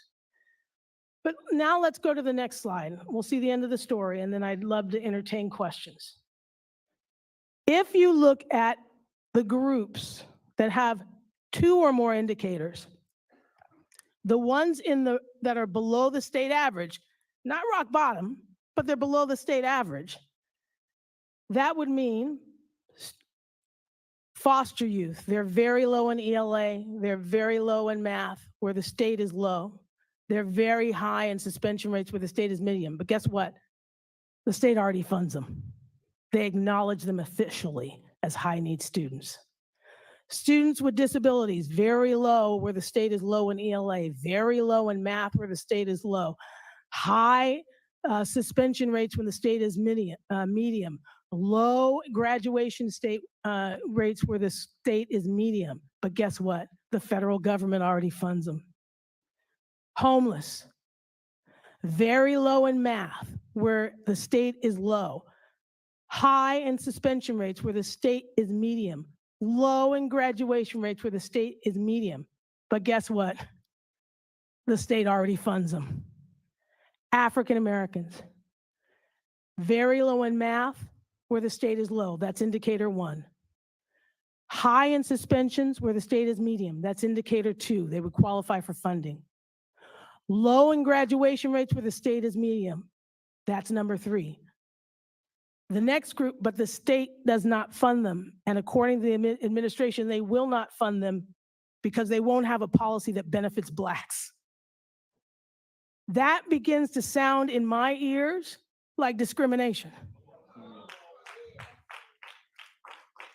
If the entire legislature on a bipartisan basis passes the bill, but the administration stands in the way, I got to ask some questions about that, especially if you raise it as a 14th Amendment issue to the US Constitution, that it's an equal protection issue to not fund Black children's education because they're Black. When the President of the United States has a White House initiative for Black people, I mean, Joe don't play. He said for Black people. Okay, but let's set that aside. The other group that chronically underperforms, American Indian, their language, not mine. High in suspension rates when the state is medium, and low in graduation rates where the state is medium. So with this construct, let's go to the slide before. The Black in School Coalition, which includes 16 civil rights organizations and education advocates, have presented a proposal to the governor to say 90% of these resources of the 300 million should go to the 81,000 unfunded Black students, generating 270 million a year. And also, can you go to the second slide? No, the third's there. This is our language. I'm going to read it and I'm going to stop. The important thing in school funding is that you be in the unduplicated pupil count because it qualifies you for other money. And during COVID, that was worth $7.8 billion. Funding doubles down and doubles down on funding if you're a part of the unduplicated pupil count, because that's the way California says you're high needs. If you're not in that designation, then you're not high needs in the eyes of the state. So our language is this: fund any student group that receives performance levels worse than the state on two or more state indicators on the California school dashboard. Only pupils in those student groups who do not receive other state or federal supplemental funding will receive this equity multiplier funding.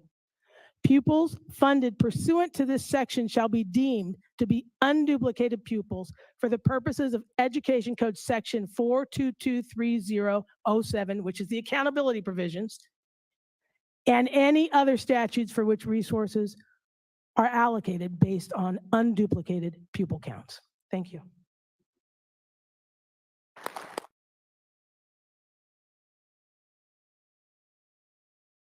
Thank you so much, Dr. Fortune. So it's now 3:41. I want to be sensitive to time. There is another item on the agenda that's related to this topic, but I also want to provide space if any task force members would like to ask any questions to our panelists or have any comments, brief comments or questions. I'll comment. Vice Chair Brown, you're recognized, and we'll go to Member Tamaki.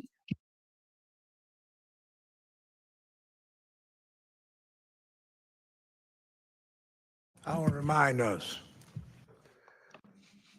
that it was someone who wears our colors but didn't play on our team. Wardell Connolly, who put us in this mess. It didn't come from somebody from afar. The enemy came from within the family. That's what the presentation says. Langston Hughes was right. I swear to the Lord, I still can't see why democracy means everybody but me. And that's what this excellent, factual presentation brings right before our eyes. And I hope it sinks in our minds, our souls, and our bones. And we know again that in this nation, America is still on probation when it comes to paying for the crime that's been committed against our humanity. Tamaki, you're recognized. Well, I'd like to thank all the speakers and Dr. Fortune, thank you for that great presentation. I've been poring over the education proposals and it addresses the local control funding formula, but I think we need more input from you after looking at this. And among the issues that Pastor Brown just said is Prop 209. I mean, obviously, this thing was created by hate and racism, and now you can't consider race to fix it. So basically, in that local control funding formula, I need to better understand how the wording of what would appear in the final report goes through. So I'm going to ask the Department of Justice, and I could be part of that conversation, to learn more about this. But it is addressed, but I'm not sure it's addressed in the way that you framed it. So I want to make sure that we understand what you said. So, but thank you so much. Thank you. I'm happy to participate in those conversations, Member Tamaki. Great, thank you. I also want to lift up Brandon Green, Attorney Director of ACLU Racial Justice Project, Northern California, for a couple things. I mean, one, ACLU NorCal has been really tremendously helpful in helping us shape the survey that we talked about earlier this morning, and help provide really good expert input all along the way. Thank you. And then Brandon Green has helped launch really endorsements from not only the ACLU, but organizations up and down the state, multiracial endorsements of reparations in the task force in the interim report. And Brandon Green's work was really important because people saw ACLU endorsing it. They wanted to get on board. So I really appreciate that, Brandon, and your help on that. Thank you. Okay, so I have just some last kind of questions for a couple of folks. So for Jalen, I understand your point around lineage and the barriers. And so I was curious of your opinion, with this proposed new state agency, with the, proposed Office of Genealogy, that wasn't necessarily in existence in Rosewood. And so I'm curious about your opinions about the efficacy of that proposal.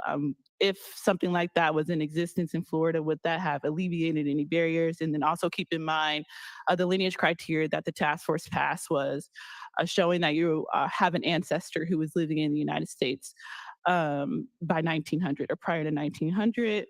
And then I also wanted Marilyn Van to, if you could just quickly elaborate, because I think that you kind of sped through on this particular point, drawing the parallels between Indian freedmen and African Americans who descend from slaves, who are technically could be considered American freedmen, and what that could look like in terms of identifying us as a political class rather than a race or ethnicity, and what are the government benefits that can come with that positionality. Brandon, I wanted you to quickly point to any your opinion about the role of CBOs with the proposed state agency. Professor Michaels, if you had any last comments that you wanted to raise. Your written statement is incredibly comprehensive, though, and I really appreciate the thoughtfulness of your written statement. And then I wanted to get to Kevin, if you wanted to just quickly elaborate around why you think African Americans are owed special consideration. So those are my kind of list of questions. So we'll go from Jalen, Van, really briefly, because we do have another segment. So Jalen, Van, Brandon, Professor Michaels, and then Kevin. Yes, thank you so much for that question. I think when my major point when we're talking about this idea of lineage, to answer the question directly, yes, I do believe that entity, especially if it was implemented in Florida, would work. However, I think it's really important how critical we are in approaching this idea of lineage, because of the fact that we understand that Black people across the nation, even across a given state, are in such different circumstances. And a lot of times those circumstances are a result or a direct result of slavery, right? And of racism and of Jim Crow resulting from that. And so we can acknowledge that we are in a state, or if we are in a place, a nation where there are some Black people who can't even access $10 to get meals for their children, right, and their families, how are they supposed to access certain documents, right? We look at people who may have experienced homelessness, which we know is higher among these populations. What are they supposed to do? What documents are they supposed to get when we understand that there are Black people who are homeless now who don't even have access to a valid state ID? And again, we can argue that those situations, the experiences that they are in, are a direct result of slavery, of redlining, and of a lot of practices that came after. And so I always advocate a very, very intentional approach about how we are considering what lineage looks like. I'm able to establish lineage meeting certain criteria on my dad's side, but I couldn't do that on my mom's side, right? And again, it's because of, as I acknowledged in my testimony, the privilege that I have to have Rosewood mentioned within certain textbooks and history books. So I always just advocate for that, and really thinking about how are we reaching out to all of those members who have been impacted, because those are the ones who are going to deserve it most, right? And so kind of looking beyond ourselves and what's really around us. And I hope that kind of touched on your question. Thank you. Marilyn Van. Okay, Brandon. Sure. I think, as a lawyer who is a direct services lawyer at a nonprofit and often works in coalition with community-based organizations, I definitely think there's a role to be played. I think there's a role to be played in terms of, the narrative, the lived experience. CBOs are often on the ground providing direct services. And, a lot of these policies will have several different implementation phases, as Jalen was just talking about, in terms of helping people navigate the process and other things, while also being able to seed ideas directly from the ground, some things that may or may not have been missed by the task force by virtue of people not having access in the same way that those of us who have testified have.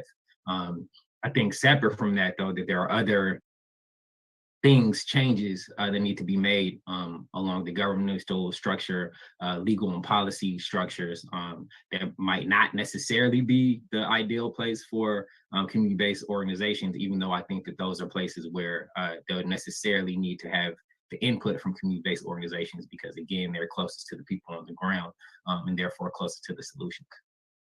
Thank you. Professor Michaels? Thanks. I just want to touch base on a couple of the determination and eligibility challenges that arise, because I know a number of you have a number of my colleagues on the panel have mentioned it. And I think, again, it really focuses on investment and outreach. And I was the one preaching big government, and we need to do this in-house within the state. But that doesn't mean the state can't partner with local businesses, with the teachers on the ground, with youth coaches, to help gather people where they can help do some of the work, the genealogy work. All the eligibility determinations are going to be incredibly challenging, and it's going to lead not only to those with the most resources having the easiest access, but then kind of inter-beneficiary tension and frustration. And I think there needs to be kind of recognition that that's going to happen. And what are we going to do when there's a class of people? Again, Jalen Blocker was very candid about his own experiences, and that we should learn from that. And he said, from one side of his family, he's not going to have to, this would not be a challenge, but from the other side, it would be a very big lift. So what do we do for the families who have basically both of that latter side? And how do we channel them into the program? There may be some things where there simply isn't going to be eligibility, but what else can we do for them? And that could be, let me connect you with other services. Let me help you participate in this program that doesn't have a bright line eligibility determination. And we can fold you in, and we can lift you alongside of the folks who can easily check those boxes. I don't have a quick kind of administrative law fix to that. I think naming the problem, understanding it, and having a lot of recognition on the ground that when folks should not be just turned away, but they should be redirected and help so they're not starting by scratch on their own, but figure out where there can be community resources that can support them. Maybe there can be kind of, again, libraries can be genealogy sources, schools can be sources of genealogy support, local towns can be more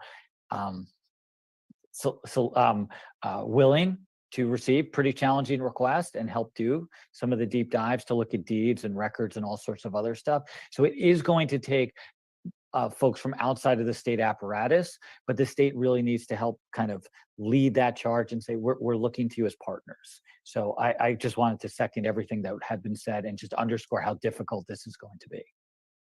Thank you. And then lastly, Professor Brown, any comments? Thank you for your question. In closing, and especially after having listened to Dr. Fortune's presentation, as well as the anti-CRT waiver legislation, which I've been trying to fight, or one of the people fighting against it, I want to point out the greatest insight of critical race theory was the recognition that, like slavery and segregation, race neutral or colorblind thinking can be a new form of oppression, because it eliminates the color consciousness focus on attacking racial disparity. And by doing so, it freezes into place the existing disparity. Thus, as an example that Dr. Fortune just gave us, defining the need of extra funding in terms of low-income students as opposed to low-performing students has such a dramatic negative impact on Black students, but represents race-neutral colorblind thinking. And the anti-CRT proponents are carrying this to the farthest extent by effectively arguing that pointing out the racial discrimination of whites in the past is a new form of discrimination because it requires you to talk about race. Thank you so much to our panelists, everyone. Let's give them a great round of applause.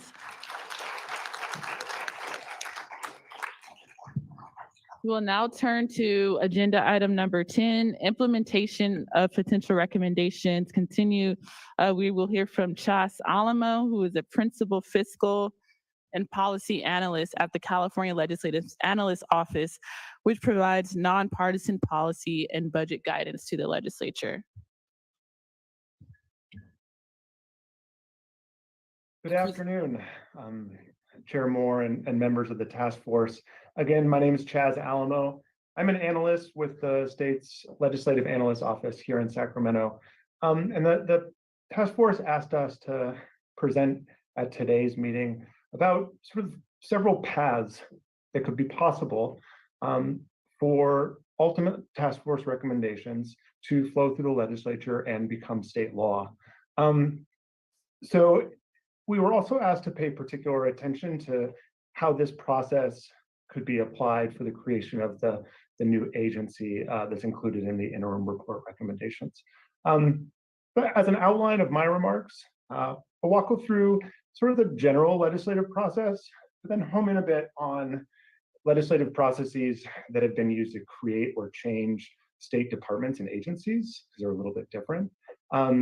And then provide a few sort of illustrative examples of recent reorganizations that might prove helpful for the task force as it thinks about sort of this bridge between the ultimate recommendations and those recommendations becoming state law. But maybe first, a bit of background on our office. The Legislative Analyst Office provides nonpartisan policy and budget guidance to the state legislature, so to both houses and to both parties. We counsel the legislature on fiscal issues, on sort of programmatic issues, and also on governmental organizational issues. And so that's why I was asked today to present. So stepping into the first section, just a brief overview of the state's legislative process. The sort of preliminary key thing that we wanted to point out, and as you all know, but it's worth reiterating, is that almost all of the interim or preliminary task force recommendations would require a new state law or changes to existing state law to go into effect. And so I mentioned this to sort of put weight on the importance of this bridge concept between the recommendations and the legislative process.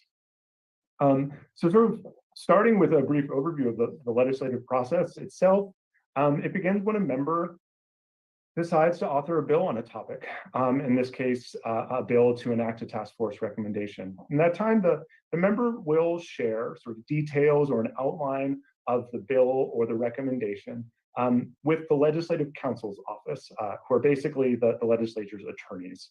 And the Legislative Counsel's Office staff will turn those sort of broad ideas or sort of bullet points or the recommendation itself from the final report into statutory language, so the legislative language that would go into state law.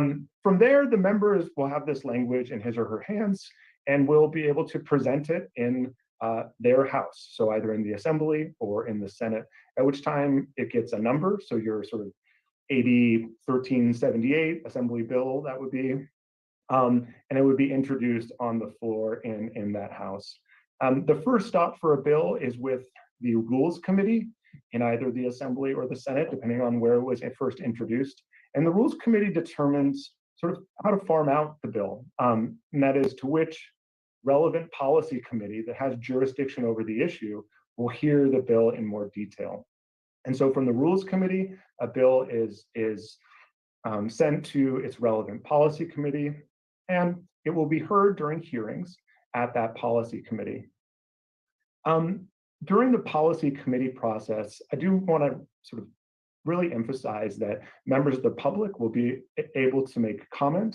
Other members of the legislature can ask questions about the bill and deliberate about the bill's details and so on and so forth. In many cases, during the committee hearing process, bills are changed, known as amendments. And so you have this situation where a bill might be amended several times and have to be rescheduled for a committee hearing so the committee can hear the bill again in its newest iteration. Each of those times, the public would be able to comment on the bill. Once the bill passes by a vote of the committee, it would go to a vote of the full House, the full membership of the House of Origin. When it passes from the vote of the full House, the bill would move to the other chamber. So either to the Senate, if it's an Assembly bill, or to the Assembly, if it's a Senate bill. And this process sort of begins again in the other chamber.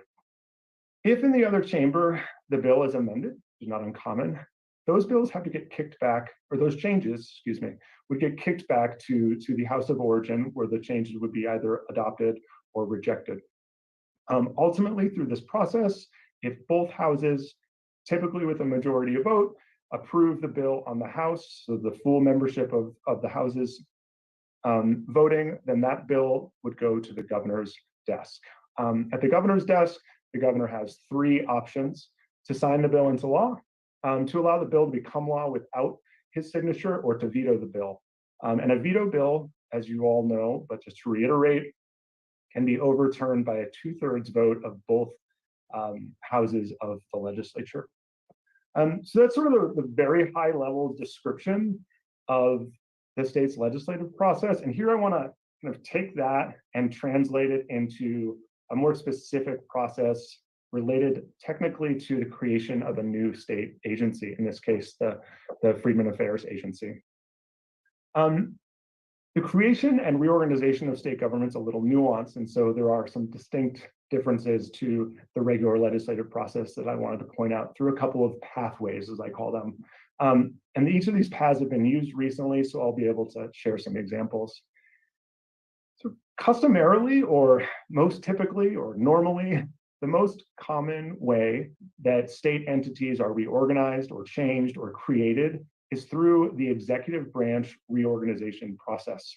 And this is a process that was granted to the governor by the legislature and is actually part of the state constitution, because the governor, in essence, has purview over the executive branch. So it was deemed, first and foremost, the governor's responsibility to determine how best to manage the executive branch departments and agencies. And under this process, the governor submits a plan for independent review. During that independent review, public comment is allowed and deliberation takes place. From there, the plan then goes to the relevant policy committees of the legislature, and ultimately to an up or down vote by both houses of the legislature. Amendments are not allowed as part of the executive branch reorganization process. This process was used most recently in 2012, when Governor Brown proposed to sort of reorganize and restructure many state departments into 3 new state agencies. That was the Transportation Agency, the Government Operations Agency, and the Business and Consumer Services Agency. The next pathway, as I've mentioned, through which the agency could be created is what's known as budget trailer bill legislation. And budget trailer bill, bear with me here, is basically a state law that is closely related to implementing the state budget. So they're sort of connected in a way. And these bills are usually proposed by the governor and negotiated as part of the annual budget process.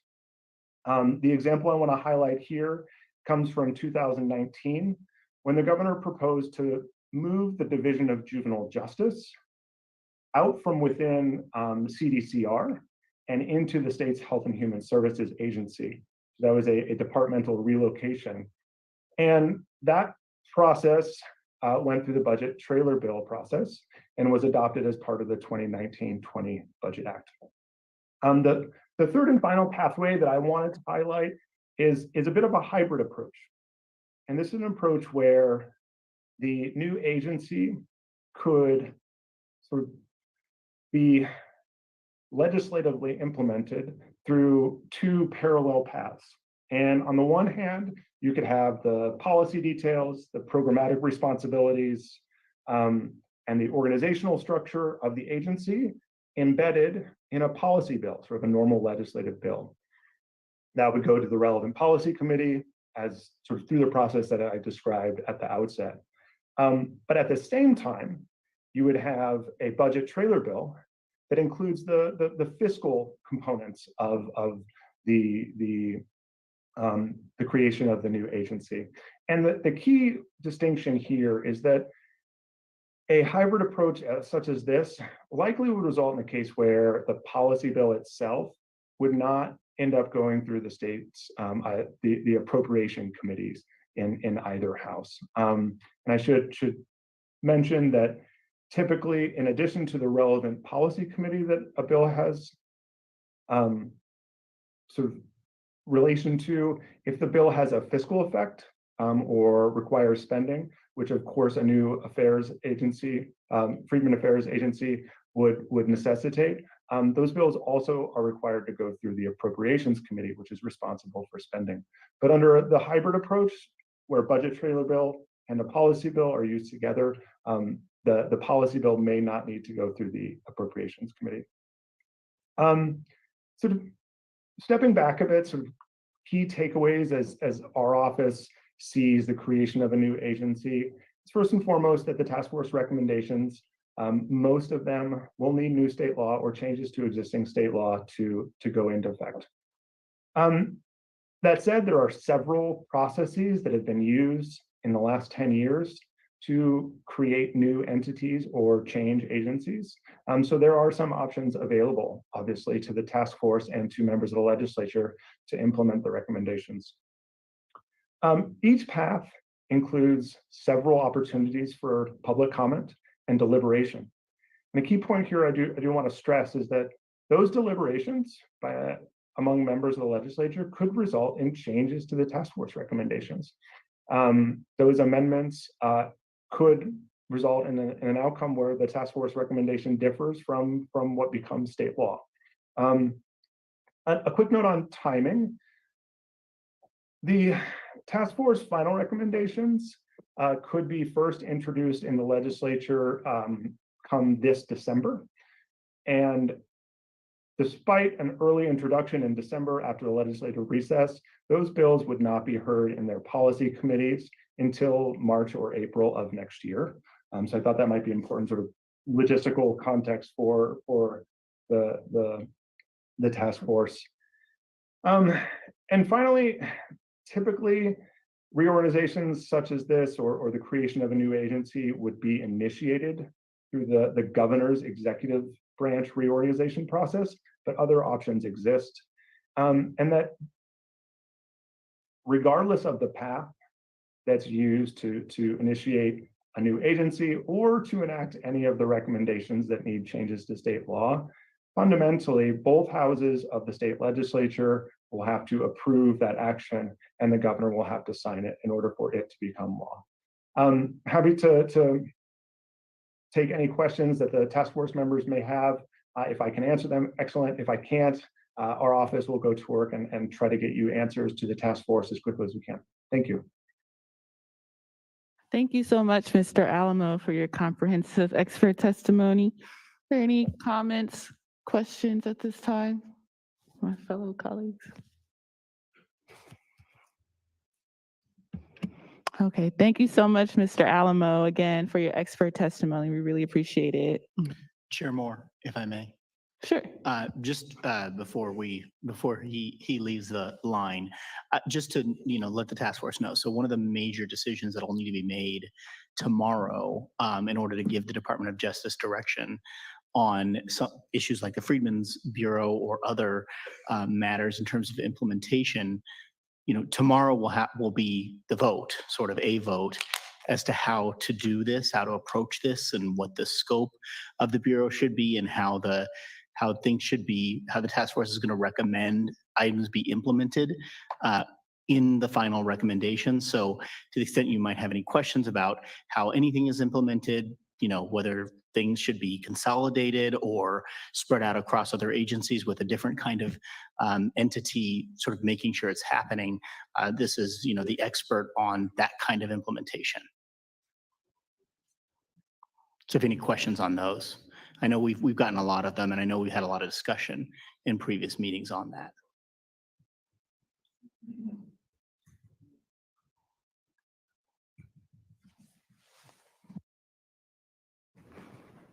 In light of that, are there any other additional comments or questions?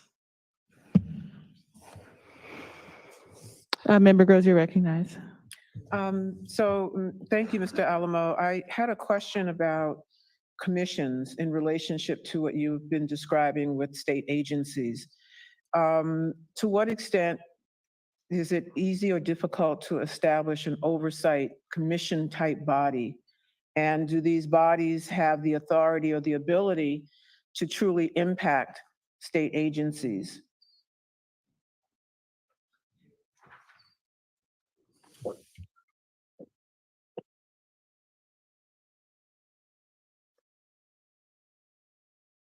To be candid, I think the answer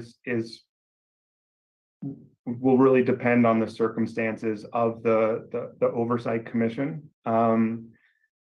There are obviously dozens of instances in state government where we have this type of relationship, and they operate or function differently in each case. So it's difficult to paint a broad brush, so to speak.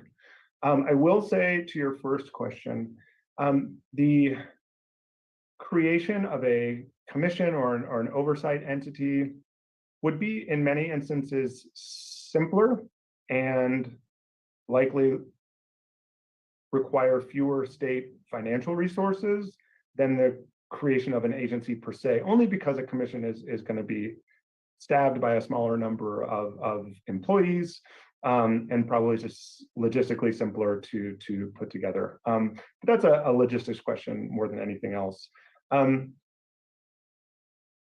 I recognize that this question was deliberated at length at the last series of meetings, and our impressions as an office really boil down to that there are pros and cons to any approach that the task force puts forward as part of its recommendation. And that is, specifically whether to consolidate all of these efforts under one agency, or to try to attempt to distribute some of these responsibilities among existing state entities.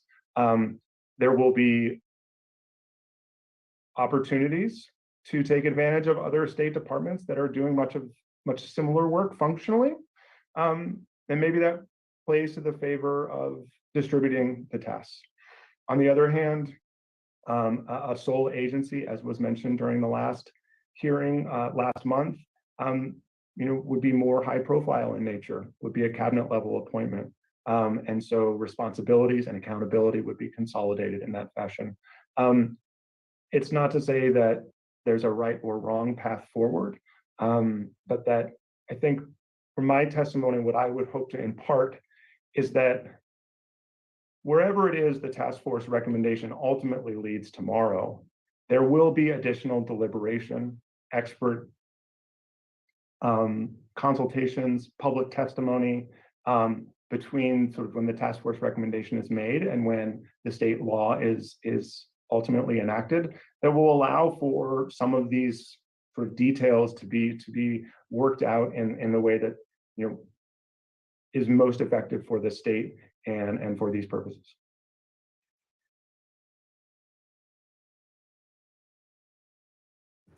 Any other comments, questions? Member Jones Sawyer, you're recognized. And then Member Bradford. Yeah, and maybe we can unpack this in a way where there's a little more clarification, and maybe we can do it by example. What I mean by, we have the Public Utilities Commission, which sets our rates for our gas and electricity, which can sometimes be a burden, sometimes can be a help. But they have, from what I understand, they have the ability to raise your rates up and down across the state, and they don't necessarily have to come back to the assembly to get buy-off or approval. Or you have a commission like the Cannabis Commission, which may work with a department specifically to regulate cannabis statewide through a department. And so I think it might be good to talk about the distinctions about what they can and can't do once they're implemented, because I think that's where we're trying to get to, so that people have a clear understanding. Because from what I'm hearing from individuals who are coming here, I don't want them to get the misunderstanding that an entity can possibly, and it may be an entity that does that, that can go across different departments and order them to do something, or have them change codes, regulations, administrative duties, and have that kind of authority. And it may be an entity like that, but as far as I know, there isn't one like that. Most of these commissions, I guess, are almost like what we are, advisory in a lot of ways. And to get something to the level of a PUC, or the other one that has a lot of authority is the UC trustees. They have immense power, 12-year terms, and the legislature tries to get them to do certain things, and we, for the most part, to the consternation of a lot of assembly members and the governor, they're almost autonomous, and they have they totally have responsibility for the UCs and actually decide tuition and everything.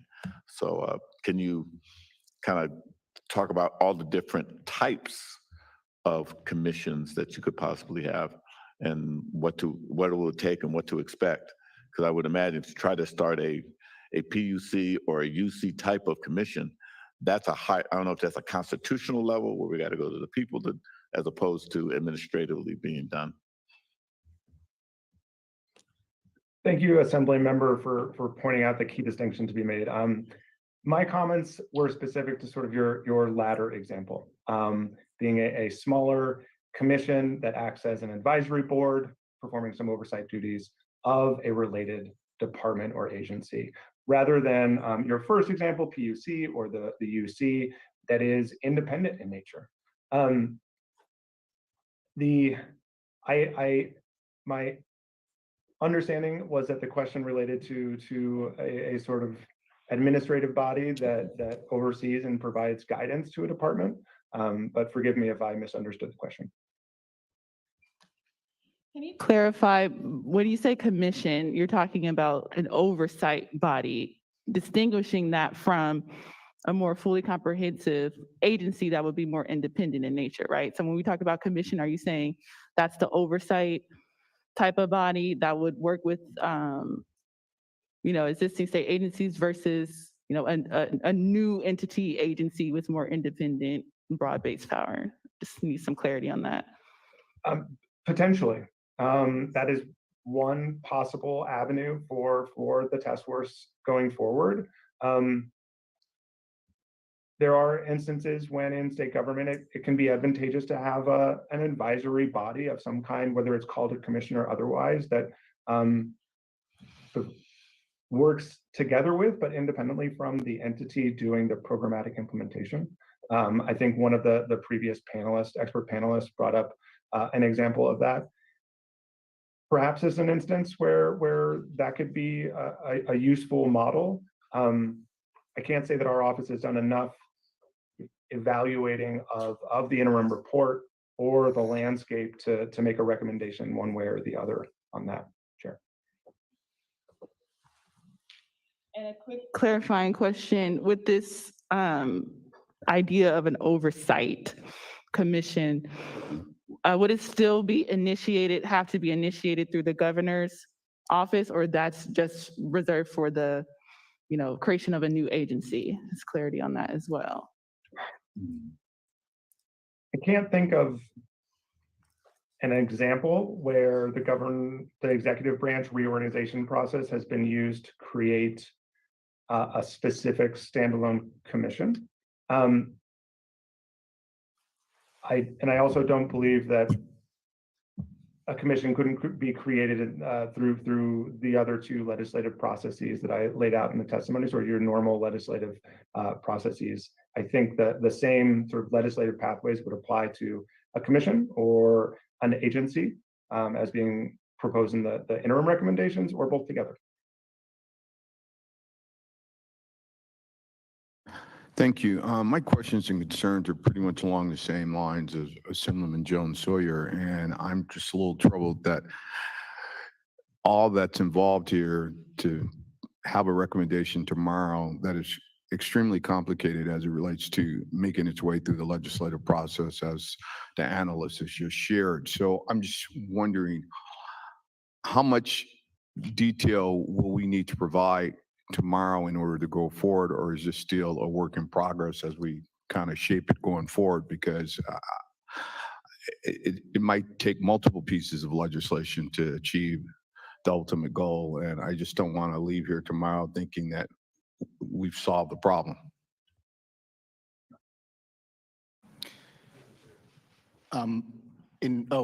Was that a question to me or was? The basic thing is this is going to become just an analysis of an analysis.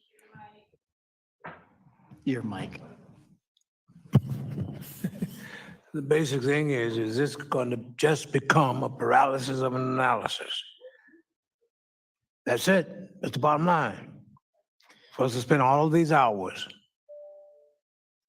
then we get at an impasse as to who's going to bail the cat. That's it. And this goes for this audience out there too. You're giving great verbiage, eloquent statements. But at the end of the day, we still have miles to go and promises to keep before we fall asleep. If anything's going to become a reality and meaningful, significant change in the lives of Black folk in the state of California, I'm still ready to fight at 80 and 2. And with the time that the Lord leaves me with here, but we're going to have to fight. And as Frederick Douglass said, it's a struggle. And since this is in Lenten season, remember, those of you who are believers, the devil only left Jesus for a season. We got some more seasons to deal with before we get to victory. Attorney Newman, did you have a comment? Absolutely, and I completely understand. In terms of tomorrow, we certainly are not planning to, kind of get into the micro details of what a proposal may be. What we really need is just direction, from the task force by a vote of how generally you want the draft composed. Our next meeting will be presenting the draft of the final report, and in that draft, we'll need to know the sense of the task force and the task force's direction as to whether or not there should be a separate bureau, whether the recommendation is that there should be a separate bureau that is created, a new entity that is created and mandated to carry out the task force's recommendations, or whether that should be allocated to the various agencies with a Freedmen's Bureau that has responsibility of seeing that it is all carried out, or some other format of that. I don't necessarily think we need, exceeding details, but we need the direction between those two options so that we can then work that into the final recommendations that we'll be presenting at the next meeting. Question for Mr. Alamo. Under the idea of, for instance, like an oversight commission or body, can you speak to any limitations, if any, for this proposed oversight commission or body when it comes to ongoing lobbying or policy making? Are they limited in that in those ways in terms of lobbying? Let's say there's future issues that might come up that may not necessarily be in the final report per se. Would an oversight commission be kind of limited in the types of things that it can do is the question. Of course.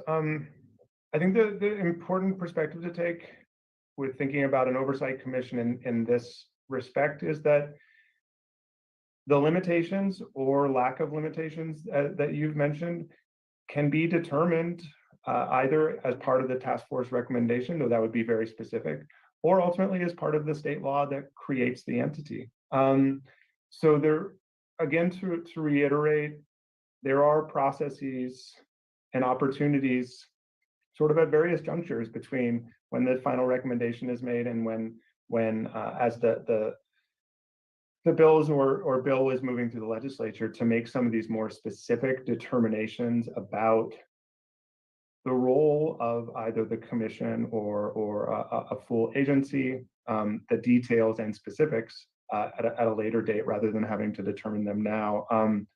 It's difficult to answer the question specifically because it's still a commission or an agency that's in sort of idea form. And so these specific details haven't been enacted in state law, but that means that the opportunity to do so is still before us. Follow-up question. So one of the expert witnesses that spoke talked about the idea of a two-agency model and brought up the idea, for instance, the California Commission on Aging, which serves as the principal advocate in the state for older individuals, while the Department of Aging, administers programs for older adults. And so, can you speak to, the commonality of a two-agency approach? I'm not sure if this goes above kind of your purview of why you're here today, but any insight on how that could apply to what we're doing? Yeah, unfortunately, I can't speak, in a really helpful way about that question, in part because it's a bit outside of the scope of my testimony, but also I'm not familiar with either the commission or the Department on Aging. Beyond that they exist and that's generally their relationship. Our office, I'm happy to work with my counterparts who know more about that relationship to get back to you and the rest of the task force with additional information. But I can't answer anything specific, I'm sorry. I think the last question for me, which might be helpful, is you could just summarize what the distinctions between, I think what I'm hearing is the creation of a new state agency versus simply an oversight body or commission. Again, I think the distinctions were well summarized during the deliberations of the last task force meeting. On the one hand, you have an individual new agency responsibility with responsibilities through the various branches for all of the programmatic areas delineated in the preliminary recommendation. Some of the key benefits of that structure would be sort of an issue of accountability. All of the responsibilities are housed in one agency. Coordination, of course, could be more uniform with one agency. It would be a cabinet level post as proposed in the preliminary recommendation. On the other hand, a more distributed sort of commission that works across state government. Some of the benefits of that approach might be the opportunity to find instances where a state entity is doing something functionally similar to whatever the branch or effort of the Freedmen's Bureau would have been, and can take advantage of the expertise that state entity already has. Again, I do want to say with summarizing the two approaches, our office has no specific recommendation that one is better than the other. I think there are ultimately trade-offs, and that's a decision for the task force itself. And then one last follow-up question around the idea of a new state agency. Are you saying that a new state agency would not work with existing state agencies?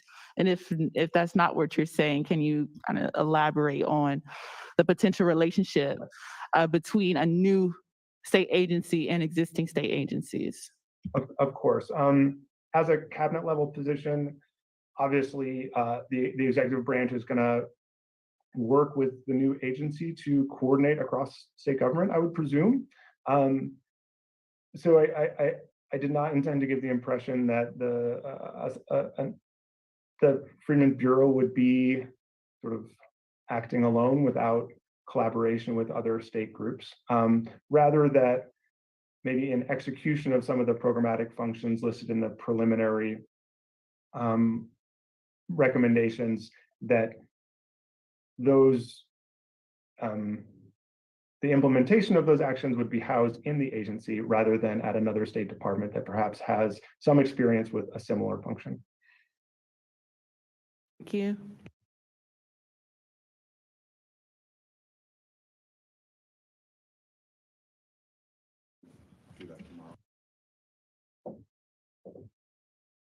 Okay, thank you, Mr. Alamo. Thank you. So the next item on our agenda is an update from Charles Communications Group and the Communications Advisory Committee.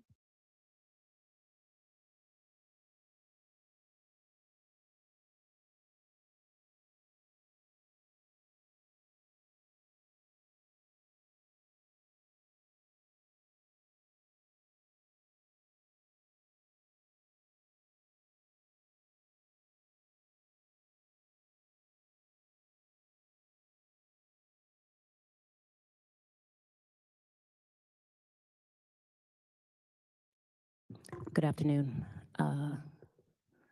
Ready? All right, first of all, thank you guys so much for having us. As you know, we've been on this project about 4 months, and we are doing everything we can to get the communications out, not just in California, but across the nation. We have some really good things going on and teed up. We just have to take them to execution. So I'm going to give you an overall briefing of what we've done pretty much in the last month since we've had the last task force meeting. Next slide, please.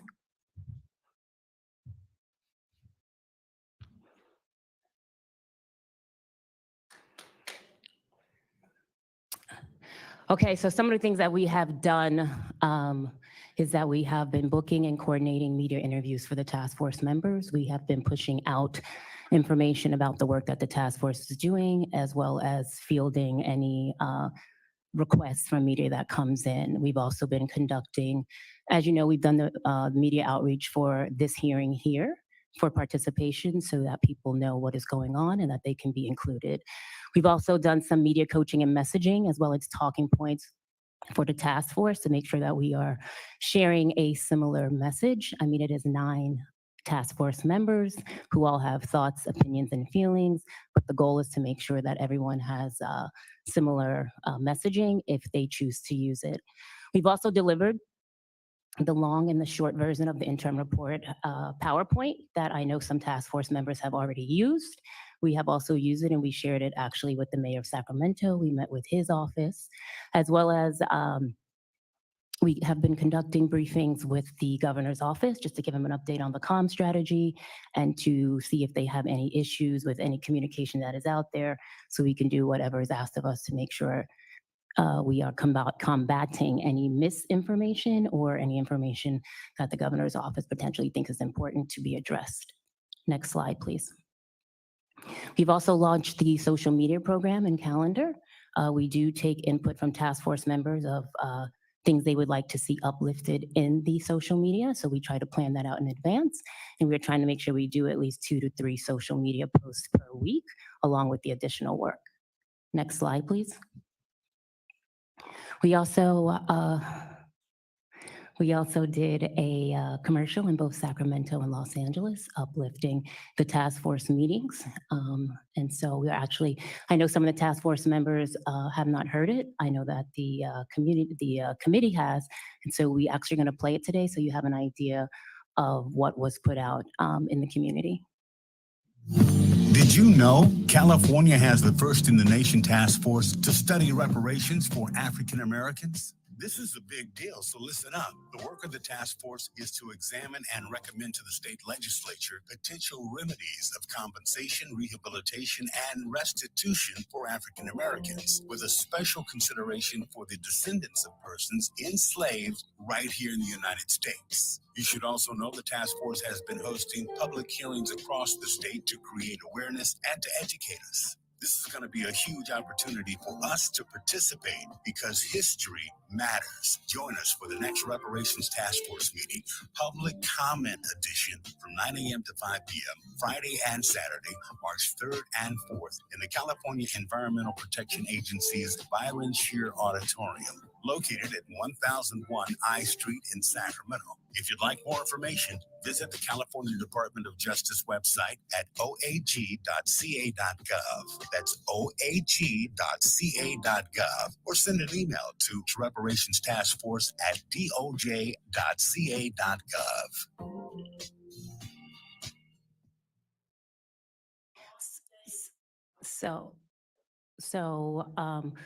We also partnered with the California Black Media and the Ethnic Media Services Group with the Secretary of State, as well as Task Force member Joan Sawyer and Tamaki. We did a media briefing with over 80 plus ethnic media, and that media briefing was also translated in Spanish, Korean, and Mandarin. We also worked with the Baptist Ministers Conference and the Southern Christian Leadership Conference, SCLC, to put on an event for the Black clergy to share what the task force is doing, reparations, and then just have a conversation around reparations. So looking forward, of course, we are and have been in talks with the ACLU to help support the public awareness campaign. So we are right now just in the initiation part of that project. We will continue to coordinate and manage media opportunities, as well as continue to provide social media assets. We are also talking to and wanting to collaborate with other community organizations so that they can be the extension and the arms to help support our comm strategy. And then, of course, to support the task force members and update any documents as needed or as requested that our resources can provide. Lastly, I want to say thank you, and thank you to the organizations that have reached out, to the organizations that have stepped up, to the organizations that have been willing to support us, to support our comm strategy, our social media strategy. And I also want to thank the reporters in this room who have really helped us on this mission, who listened to me call them over to pitch ideas and to pitch stories and to pitch task force members for particular stories and particular media. And so I'm very, very grateful because this is not a task that we can do alone. This is a task where we need all of you. We need your help. We need the task force members' help. We need the media's help. And so I want to let them know today that I'm grateful and I'm thankful to the organizations and I'm thankful to them for helping to tell the stories and the ones who don't do the mismessaging or helping us combat any mismessaging or disinformation. So with that, my last video here is a video of the event that we did in collaboration with the Baptist Ministers Conference and SCLC, and I hope you enjoy, and we plan on doing more. So thank you.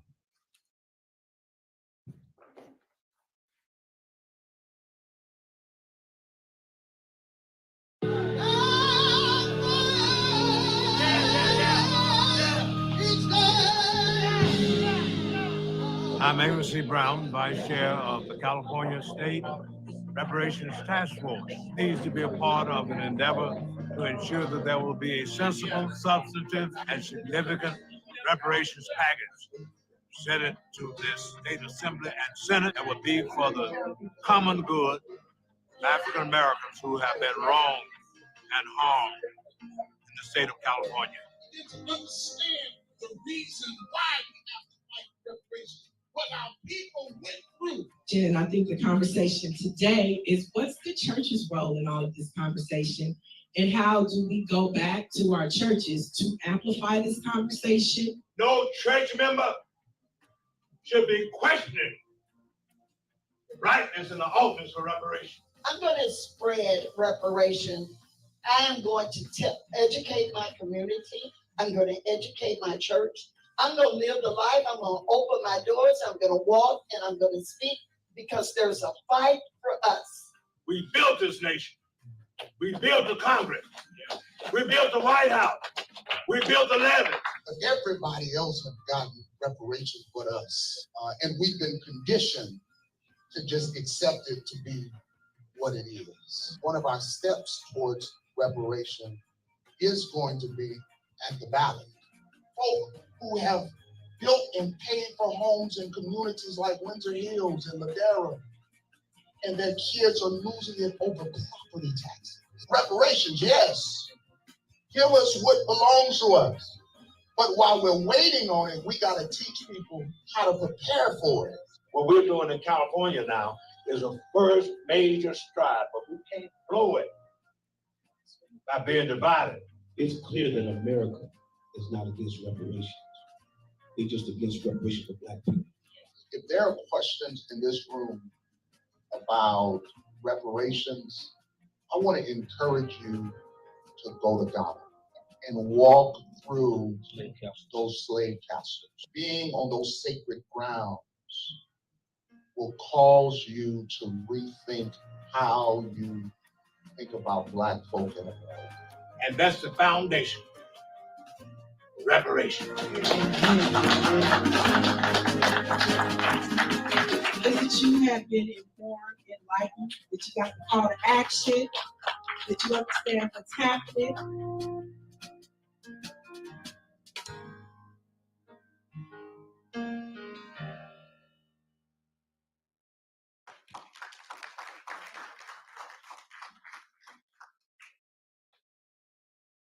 Thank you.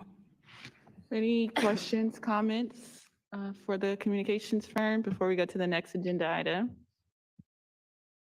Vice Chair Brown, you're recognized. I must say, in spite of the rain that came, it was significant that a large number of clergy persons were in attendance, and they were very much engaged, excited, and empowered to carry the word about the great work that this task force is doing.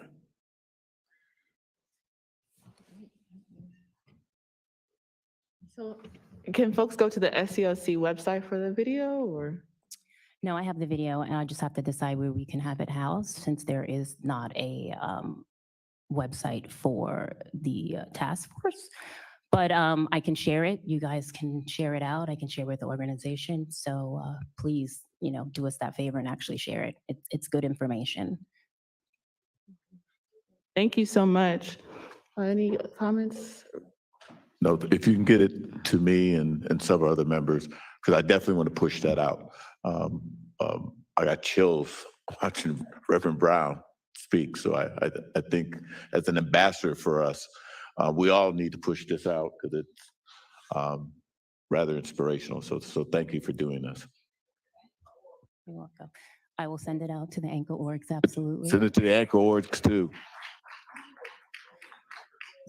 And if there are any organizations in here, and I'm sorry my back is turned, if you are looking for a task member to be on a panel, please reach out and we will do our best permitting their time and respecting the other work that they have to see if we can collaborate and do some work, okay? Thank you for the work you're doing. The only comment I have, I don't think all task force members have received the talking points or the short and long form PowerPoints that you mentioned. So can you please make sure that all task force members receive those documents? Absolutely. Thank you so much. You're All welcome. right, everyone, let's give a hand to our communications firm. The next item on our agenda is agenda item number 12, local municipal reparation efforts. We will be hearing from the city of Richmond. We'll hear from Dimlis Johnson III. Dimlis Johnson III was born at Brookside Hospital and grew up in the Iron Triangle. After graduating from Howard University, he returned to Richmond to serve his community. In the 2018 election cycle, he made history by becoming the youngest person ever. I'm introducing Dimlis Johnson, who in the 2018 election cycle, he made history by becoming the youngest person ever elected to the Richmond City Council. Before becoming a council person, he served as chair of Richmond's Economic Development Commission and as a member of the Community Police Review Commission. As an elected official, he worked to renew communities without leaving behind those who make it special. As a community worker at Richmond High School, he partnered with groups across the city to help our youth succeed academically and socially. He is currently working on a number of initiatives in the city of Richmond and the California Policy Government Relation Manager at Jumpstart for Young Children Incorporated. We'll also hear from Trina Jackson Lincoln, who is a city council liaison and project coordinator for Richmond. She joined the City of Richmond team in 1995 as an admin aide in the city manager's office. During her tenure, she has supported the city council, assisted members of the public to navigate municipal government, facilitated community events, and managed the office of Richmond City Council. She is the team lead of the Richmond Race Equity Team and staff liaison for the Sister City Program, the Youth Council, and the Richmond AC Transit Interagency Liaison Committee. As a native of Richmond, Mrs. Jackson Lincoln attended the Richmond schools and obtained an associate's degree in political science and social and behavioral science from Contra Costa College and a Bachelor of Arts in Human Development from California State University, East Bay. Lastly, we'll hear from LaShonda White. LaShonda White has over 16 years of experience working with the city of Richmond, her hometown, and currently serves as the Deputy City Manager over Community Services and leads the Richmond Department of Children and Youth. Ms. White has developed and managed various grant programs, providing millions in funding to local organizations, managed consultants to conduct community needs assessments and strategic investment plans, and worked on special projects. Furthermore, LaShonda has just demonstrated a commitment to equity, the underserved, and those who feel marginalized with her service with Richmond's Government Alliance on Racial Equity Team and Richmond's Rapid Response Fund, helping those negatively impacted by COVID. Prior to her work with the City of Richmond, Ms. White has experience working at the nonprofit, state, and federal levels, having matriculated from the University of California at Berkeley with both her Bachelor of Science and Master of Public Policy. She is proud to work with and for the residents of Richmond. Finally, Ms. White is a wife and a mother to two beautiful daughters and a singing husky named Sky. So now we'll hear from Mr. Johnson, Ms. Trina Jackson Lincoln, and Mrs. White. Thank you all for coming, and you may begin your testimony when you're ready. Thank you, Chair Moore, Vice Chair Brown, task force members, DOJ, IT, and other present staff. Before we begin, I'd like to lift up and honor Callie House, Queen Mother Moore, the late Representative John Conyers, NCOBRA, CJAC, ARCC, Reparations Now, and other organizations, cities, and counties doing this reparations work. The primary goal of this reparations package was to adopt policy recommendations, consider CBO partnerships, as well as redesign current city programs with the reparations lens to establish a Richmond reparations program and begin to address the challenges facing African Americans in Richmond. The goal of the local reparations package will help African American community, and over the past few years, the city of Richmond has passed several ordinances solidifying its status as a sanctuary city. By implementing these reparations programs, the city will be keeping with its moniker as a restorative and social justice city. However, given the restrictions of Prop 209, we had to get a little creative about how we were going to achieve this. Next slide, please. Here is a brief overview of what we'll be discussing this afternoon. History and research, housing and land, procurement, business development, cultural reparations, investments in people, race and equity officer, as well as the Race Equity Action Plan created by the Government Alliance of Racial Equity, also known as GARE. Next slide, please. Brief little history of the city of Richmond. I know some folks probably saw the movie Coach Carter, but we're a little bit more than that. In 1940, the African American population was only 270 people. But by 1943, the African American population grew to over 5,000 people. And by 1947, over 13,000 people. Over the course of 7 years, the African American population in Richmond grew 5,000%. This increase was due to the opening of the Kaiser shipyards, where gender and race discrimination was not allowed to keep people from employment. Also, the lack of Jim Crow laws in California made the state ideal for Black Southerners. Even after the war ended, African Americans continued to migrate to Richmond. By 1970, the African American population made up 36% of the overall population. However, today, the African American population is declining. Many African-American families lost their homes in the Great Recession due to predatory lending practices and evictions. The rise in housing costs has forced many Black Richmond residents to East Contra Costa County and cities like Pittsburgh and Antioch. In addition to the Great Recession, years of redlining has contributed to the disinvestment of certain communities. The construction of Hilltop Mall contributed to the decline of Black business districts along McDonald Avenue. And not to mention the impact of the crack epidemic, war on drugs, and mass incarcerations impact on the city of Richmond. Next slide, please. So first, to start off, some of the recommendations in housing and land reparations, as you can see from the picture, a lot of it was inspired by what took place in Evanston, Illinois. We're currently talking about giving $25,000 grants to descendants of slavery, as well as redlining for down payment, loan payoff, upgrades, closing costs, and etc. We've currently been in discussion with a community-based organization who's already doing this work. And so we want to continue to help fund that program so that way individuals won't have to pay back the loan. It can actually be a grant program. Next, we discussed a direct receivership program to low and moderate income. During the subprime mortgage crisis, 3 million homes went vacant.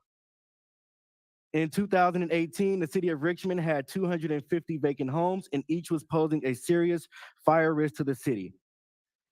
To address the issue, the Department of Infrastructure, Maintenance, and Operation is looking to acquire homes through a receivership program. The program will follow a legal process where the title of vacant property is temporarily taken from non-compliant owners and sold to buyers. The recommendation was for the city of Richmond to make sure people whose descendants, Black descendants, had access to these properties. As a bonus, we've even discussed subsidizing construction with our local Richmond Build program. In addition, the right to return policy for former residents from certain low-income census tracts, and then the Richmond Homestead Ordinance. As we all know, the Homestead Act in the past did not benefit African Americans.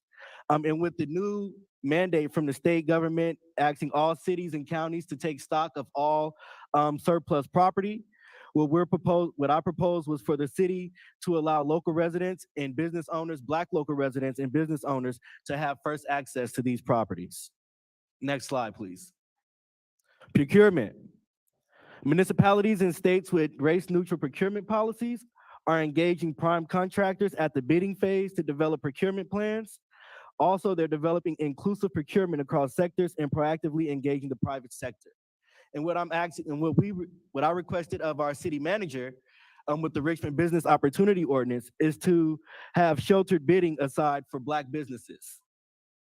And then creating a guaranteed program for bonding, which would create a list of guaranteed co-signers so Black-owned businesses can get bonding. Next slide, please. Under business development, the city currently has a facade improvement program where there's funds distributed to local businesses to help improve the facade of their businesses. And so the proposal was to redesign this program with the reparations lens, so that way Black business owners, as well as descendants of American slavery, will have greater access to this program as well.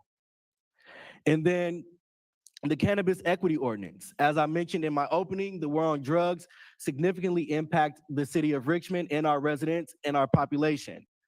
The Cannabis Equity Ordinance that we're currently working on will do set-asides in both the delivery, storefront, and cultivation businesses for African Americans who were directly impacted by mass incarceration as a result of the war on drugs. Next slide, please. Cultural reparations. Developing a cultural district, an African-American cultural district that will help the city reflect on the heritage and the contributions of African Americans. In addition to that, next slide, please. Sorry. In addition to that, passing a resolution acknowledging the racism and wrongdoings of the past, slight work, and then establishing a permanent African-American history museum for the city of Richmond, establishing heritage trails throughout the city, highlighting different places and events that took place in the city of Richmond because of African-American achievement, and then including a Black art aspect in the existing art tax. When developers come to the city of Richmond, they either have to build some type of art monument or they have to contribute to a fund. And what I proposed was for there to be a specific fund for Black art to be increased throughout the city of Richmond. Next slide, please. Investments in people. We can't do this without investing in folks, right? So we've been talking with the Richmond Rapid Response Fund for a guaranteed income program, which would be a public-private partnership. So that way, primarily African-American mothers will have access. So far, we're talking about a pilot program with 50 Black mothers to receive guaranteed income monthly. And then having formerly incarcerated persons as a protected class, which would prevent discrimination in housing, employment, and public accommodations for those who are formerly incarcerated. And then partnering with the Richmond Community Foundation on their Black Women and Girls Task Force. And this task force is meant to cover everything from the infant mortality rate and its disproportionate impact on Black women and children, as well as the pay gap in Black women entrepreneurship. Next slide, please. Infrastructure. We've had a lot of disinvestment in Black communities in terms of infrastructure. And so we talking about creating a water equity plan with our Department of Maintenance. Water equity is about giving everyone the opportunity to participate and prosper in water. There are 3 pillars, which include access to safe, clean, and affordable water, wastewater services, a share in economic, social, and environmental benefits of water, and resiliency in the face of floods, droughts, and other climate risk. Our unincorporated area of North Richmond is in a flood zone. And then also the water equity plan is to ensure that Richmond does not become the next Flint or Jackson, Mississippi. Adopting a pavement equity plan for Black communities. And as mentioned earlier, because we have a decline in African-American population, we don't have predominantly African-American communities. We have historically African-American communities where a majority of our Black population live. And as I mentioned, there's been a historical disinvestment in the streets and roads, in sidewalks, and even ADA compliance in those communities. And so creating a plan that disrupts the AI system that most government bodies use to make sure that Black community streets are paved and that sidewalks are also safe. The city also has a sewer lateral program, which helps homeowners. And so the plan is to redesign that program with the reparations lens, so that way Black homeowners can have an opportunity to upgrade their properties. Next slide, please. So before I pass it off to my colleagues, some of the other recommendations that were made were in participatory government, making sure that we had the city of Richmond recently moved into district voting and away from citywide. And so the recommendation was to create as many Black majority voting districts as possible. Now, I'd like to pass it off to my colleague, Ms. Trina Jackson-Lee, to talk about the city's Government Alliance on Race and Equity, also known as the GARE team. Next slide, please. Good afternoon. I'm Trina Jackson-Lincoln. I'm the City Council Liaison and Project Coordinator. The City of Richmond joined the Government Alliance on Race and Equity in 2016. GARE is a joint project of Race Forward and the Othering and Belonging Institute. There are over 200 jurisdictions across the nation that have joined the network. Our small team of 8 employees from various departments participated in a learning cohort in 2017.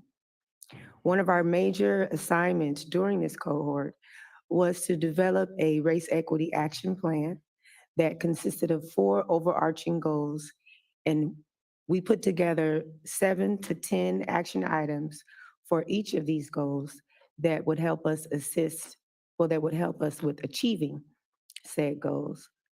Our team has presented the action plan at over 20 different occasions via lunch and learn sessions for employees, community forums, and presentations to the City Council, and also workshops. During these forums, the action items were presented to participants who were asked to identify their top 3 action items, and that's how we were able to prioritize. Next slide, please.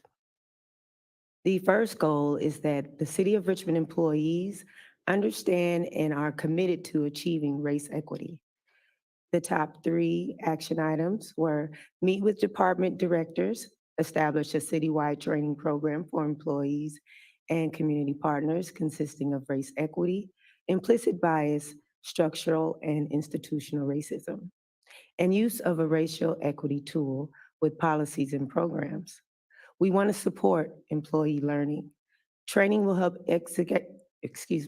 training will help executive and line staff to increase cultural competency, understand the importance of equitable outcomes, and equip them to be mindful of race equity in policies and programming. Next slide, please. Ultimately, we would like to develop a train the trainer method. Over the years, we have contracted with Race Forward and Facilitating Power to conduct workshops on advancing race equity in government, the impacts of implicit bias, and the spectrum of community engagement to ownership. The team facilitated the lunch and learn sessions, community forums, and presentations to the City Council. Next slide, please. Our second goal is that every city department is governed by the principle of community ownership, fostering democratic participation and equity through community-driven decision-making. To achieve this, our top priorities are collaborate with community organizations to develop a shared vision in shaping race equity policy, eradicate barriers for civic engagement by improving methodologies for participatory actions, and strengthen the city's community engagement efforts to increase transparency and trust. Next slide, please. Okay. Here's a chart that demonstrates the levels of community engagement to ownership. The objective is to include stakeholders at the beginning of the process when developing policy programs and projects. We had a tendency, well, my observation was we had a tendency to put together a plan and then take it to stakeholders to tell them what we're doing. But the community forum was supposed to be engagement. So actually, we should be asking them, what is it that they need? The spectrum would help us to get to that. The chart helps us to understand where we are as an organization on the spectrum and how we can move to the next level with the ultimate goal of stakeholders feeling they have ownership of the policy, program, or project because their input has been heard and incorporated. Next slide, please. Now I would like to pass it to my colleague, Deputy City Manager, LaShonda White. Thank you, Ms. Trina. My name is LaShonda White, Deputy City Manager for the City of Richmond. Greetings, Chair, Vice Chair, Task Force members, and community. It is truly a pleasure to be here today and present on the work we're trying to do at the local level. So goal 3 of our race equity work is around city service provision. We're focused on creating a racially equitable employer, being a racially equitable employer, and also promoting racial equity in contracting and procurement. Our first focus was to focus on educating and training city staff to ensure that they are thoughtful in how they hire employees and make sure they're doing it through a lens of race equity. We also want to strengthen our personnel policy and work on our job specifications and descriptions. Sometimes we found that our classifications and jobs descriptions were limiting individuals from joining the employment. And so what we have begun to do is develop a class and comp study and really work on updating our descriptions and eligibility requirements to allow for any combination of both education and experience and moving away from just focusing on education. We also want to improve our hiring and promotion to enhance and maintain a workforce that is representative of the community.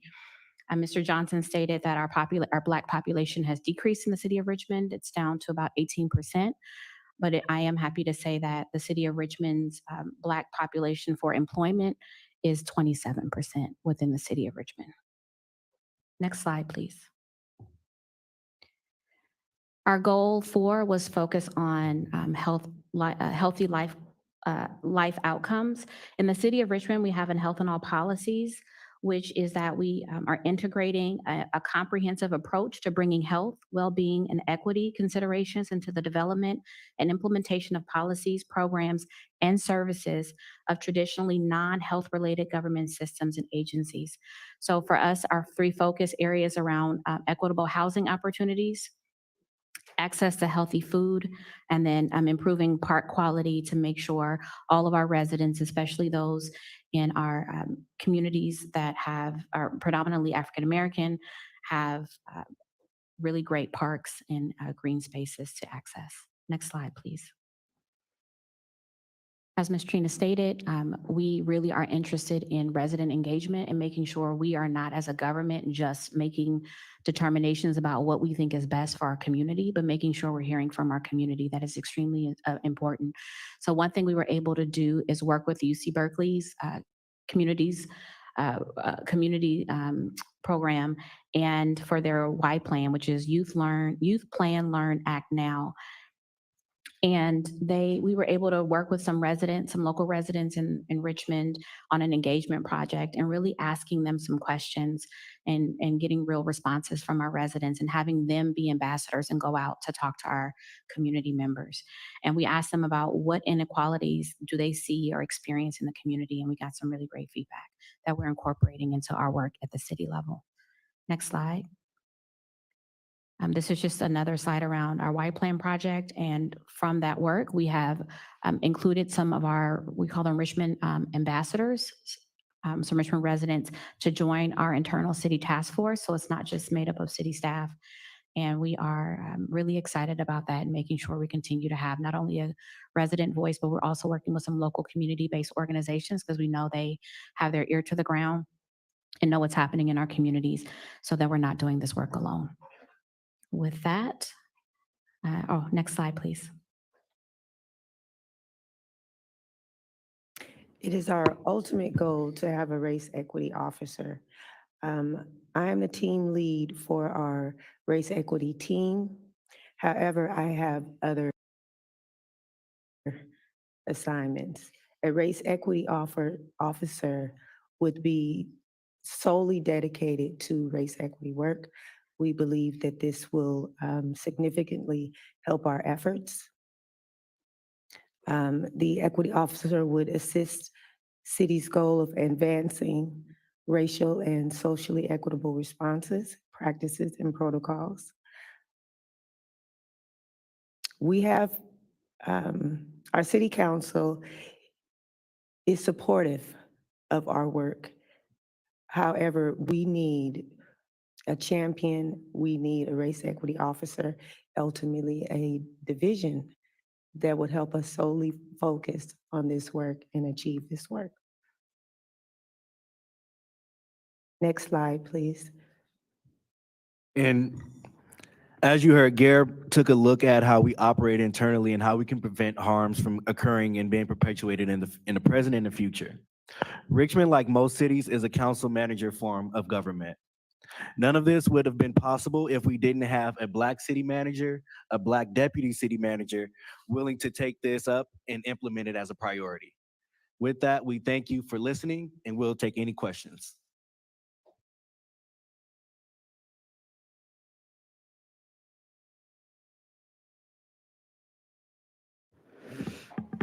Thank you, Mr. Johnson. Thank you also to Ms. Trina Jackson and Ms. White. Are there any other comments or questions for the City of Richmond for this excellent presentation? Thank you. Montgomery Step, you're recognized. Thank you all for the presentation, all the work that you're doing. I'm interested in all of it, but especially interested in the homestead ordinance. So I just wanted to know a little bit more detail about that and where you are in the process and how it is, how I guess it's complementary, I guess, to the Surplus Land Act. Thanks. Yes, and I'll answer and then I'll allow CM White to jump in if she has any comments. We're currently in the development phase. We are just literally completed our surplus land list our surplus land list inventory.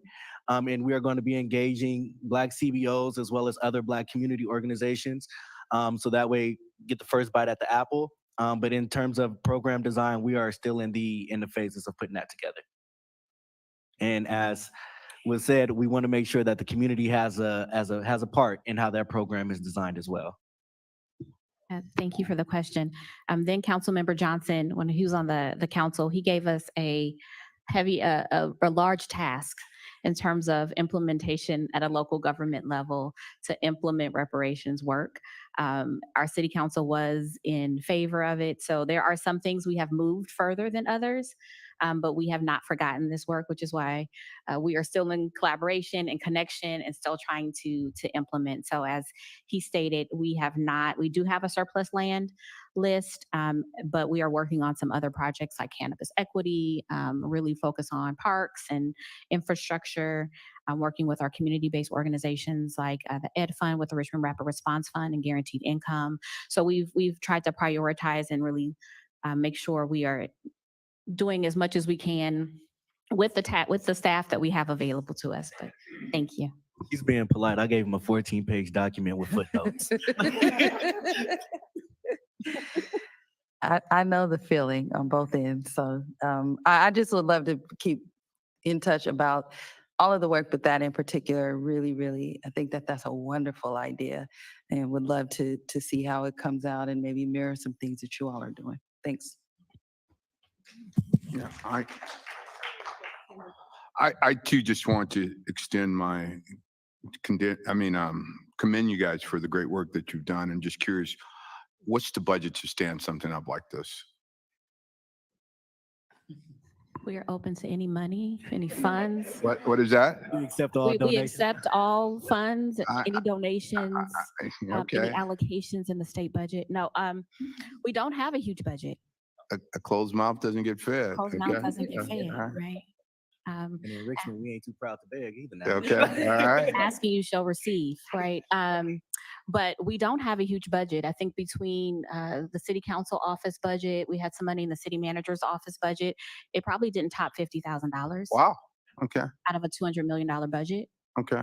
right? Really focused on race equity. And so it really is city staff that are committed to the work, Got it. that are continuing to champion it, and then working with community-based organizations. So we do, as an example, the Richmond Rapid Response Fund, Guaranteed Income, we have allocated some money through our American Rescue Plan Act to focus about $1 million on providing some direct disbursements to community members, as well as focus on the Guaranteed Income Program. So that is additional funds.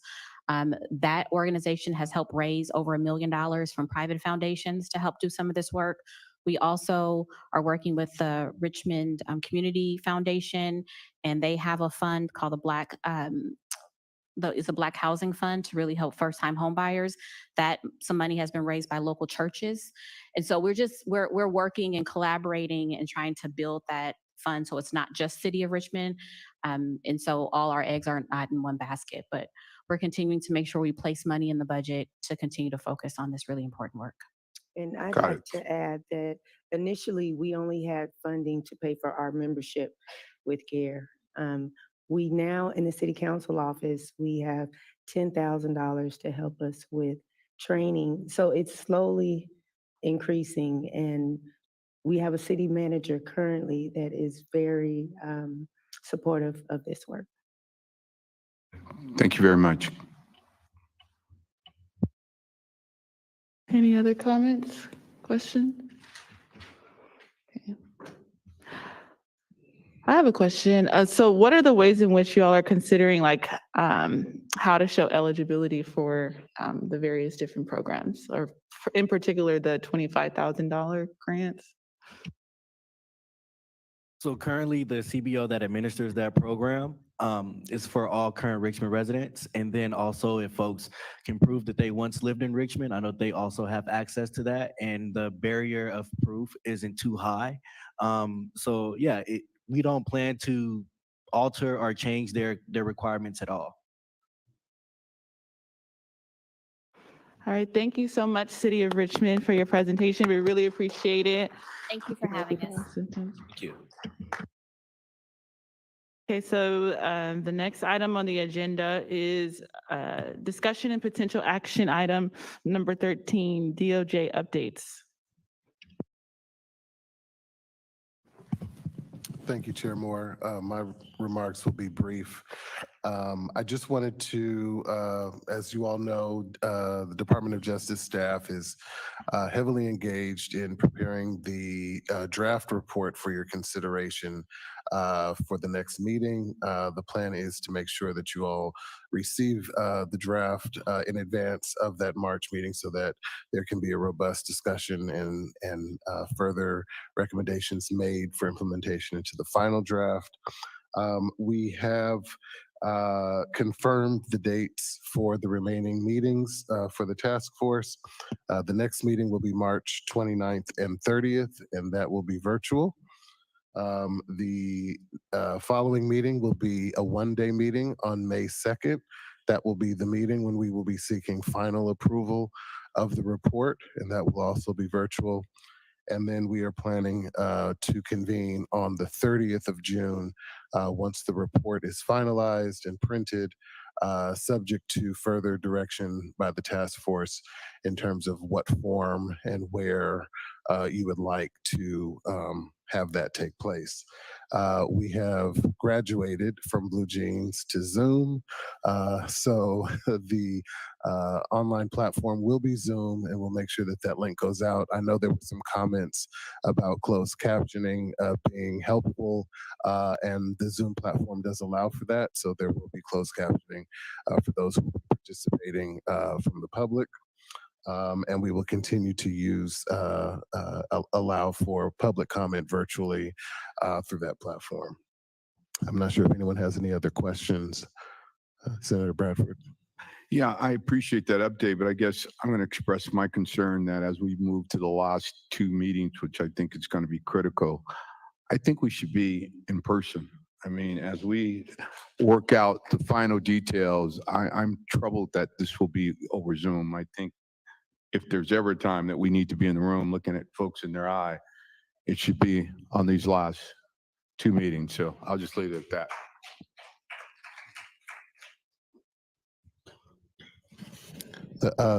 This was only based on the original schedule that was set last fall. It's all up to the task force as to whether they'd like to do something differently. The only caveat I would make to that is that the availability that was given for these meeting dates was based on virtual participation. And so to the extent that members may not be available on those dates for an in-person meeting, we would just need to work that out.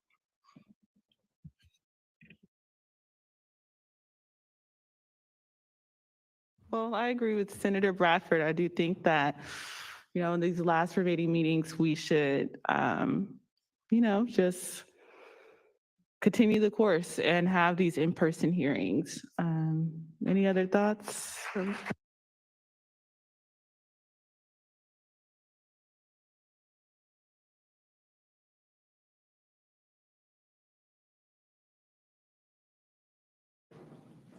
Member Tamaki, you recognize. There's no substitute for meeting face-to-face. I agree with you, Senator Bradford. I'm hoping our dates don't change. So maybe, I don't know if, as we sit here today, whether everyone's available. I hope so. And I just add that, you know, this morning, I probably counted 7 cameras. And at the last 2 meetings, the coverage is going to be both regional and California and national, I think. So that is probably another reason to meet face-to-face. So I'm all for that. Do we have a sense from the members whether the dates are going to change? The reason I'm asking is everybody's got really busy schedules, travel, speaking, et cetera. I know, but we're trying to coordinate basically this as the priority without having agreed to dates that would conflict already, so.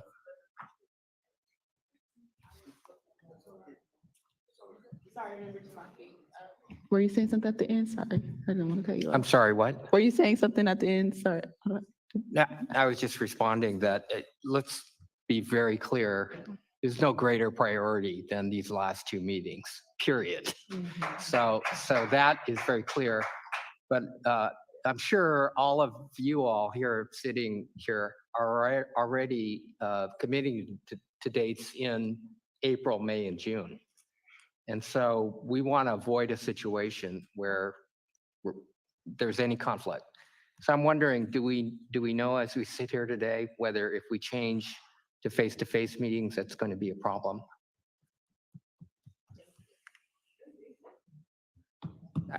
Hearing no objection, I just assume everybody's fine with these dates.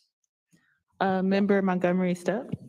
Can we just repeat the dates again? I know we have March 29 and 30. And then May 2nd and then June 30th. If we do revert back to in-person, I would presume that we would have to choose a later date than March 29th and 30th, or maybe not.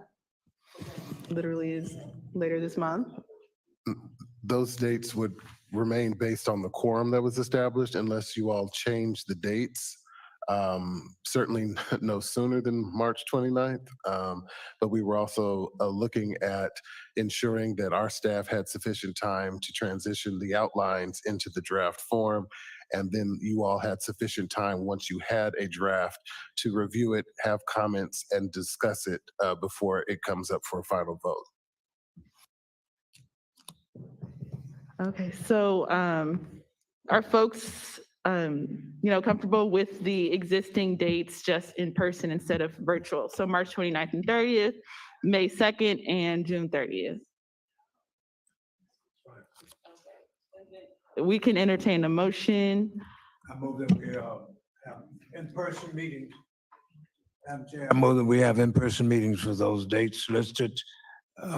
March the 29th.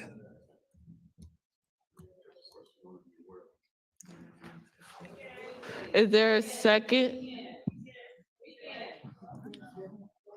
there a second? I second. It has been properly moved by Vice Chair Brown and properly seconded by Member Tamaki that the task force will will go to in-person hearings for March 29th and 30th, May 2nd, and June 30th. Is there any discussion on the matter? But to Member Bradford's point, the only lingering question would be where would these in-person hearings take place? So we would have to have a conversation about that. But let's just deal with the motion that's on the floor right now, which is to meet in person instead of virtual for these dates. Any discussion? Hearing no discussion, I'll turn to Parliamentarian Johnson so that we can go to a roll call vote. I want to verify the dates, Madam Chair. We have March 20, the motion was to have the meeting scheduled for March 29th and 30th, May 2nd and June 30th in person. Is that correct? Thank you. I will call for the vote now. Madam Chair? Aye. Madam Chair votes aye. Vice Chair Brown? Aye. Vice Chair Brown votes aye. Member Bradford? Aye. Member Bradford votes aye. Member Grills? Aye. Member Grills votes aye. Member Holder? Member Holder is absent. Member Jones Sawyer? Aye. Member Jones Sawyer votes aye. Member Scott Lewis is absent. Member Montgomery Stepp? Aye. Member Montgomery Stepp votes aye. Member Tamaki? Aye. Member Tamaki votes aye. Madam Chair, there were 8 members present in voting. There were 8 ayes and 0 nays.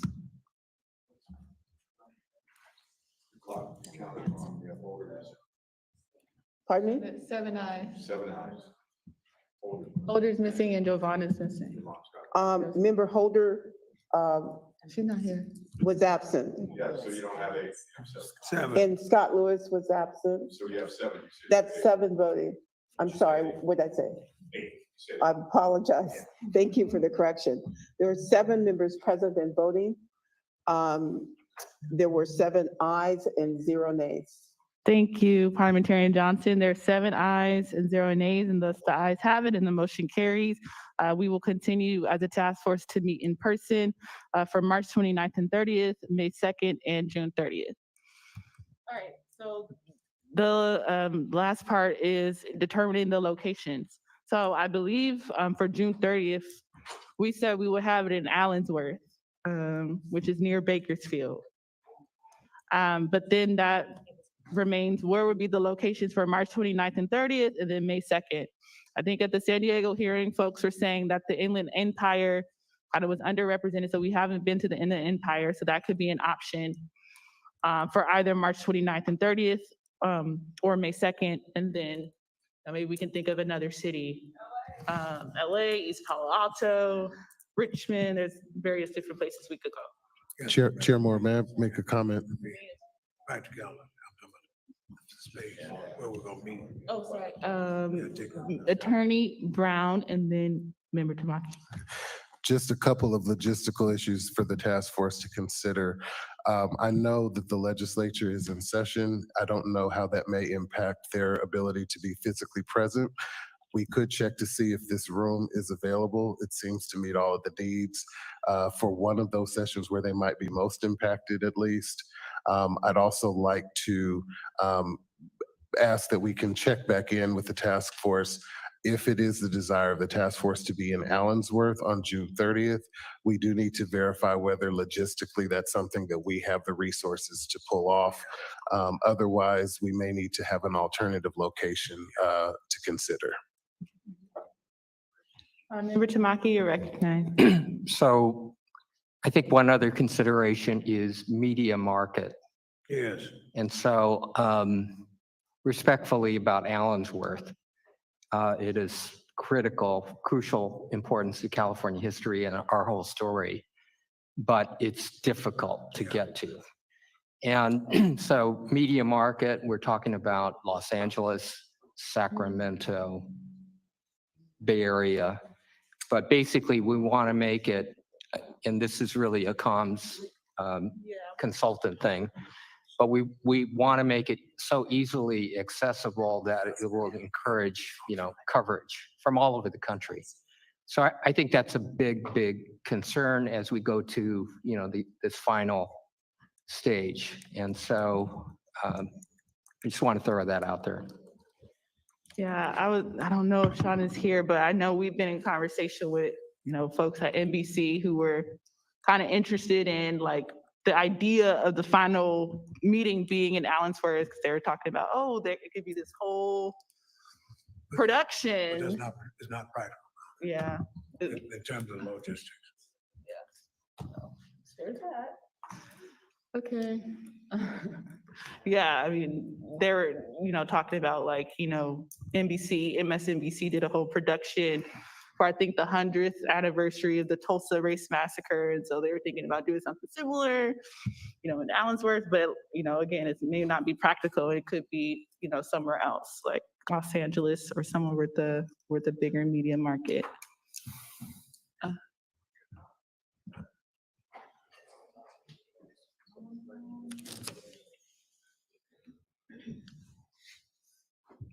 We can entertain a motion for, maybe we can start with this most immediate meeting, March 29th and 30th. Madam Chair. We can we can decide tomorrow. That's a good question. Yeah, that's a good point. I forgot it's day one. Yeah, we can take this up under unfinished business tomorrow if you'd like some time to consider it. Okay, any other updates from the DOJ? Okay, so now the meeting has officially gone into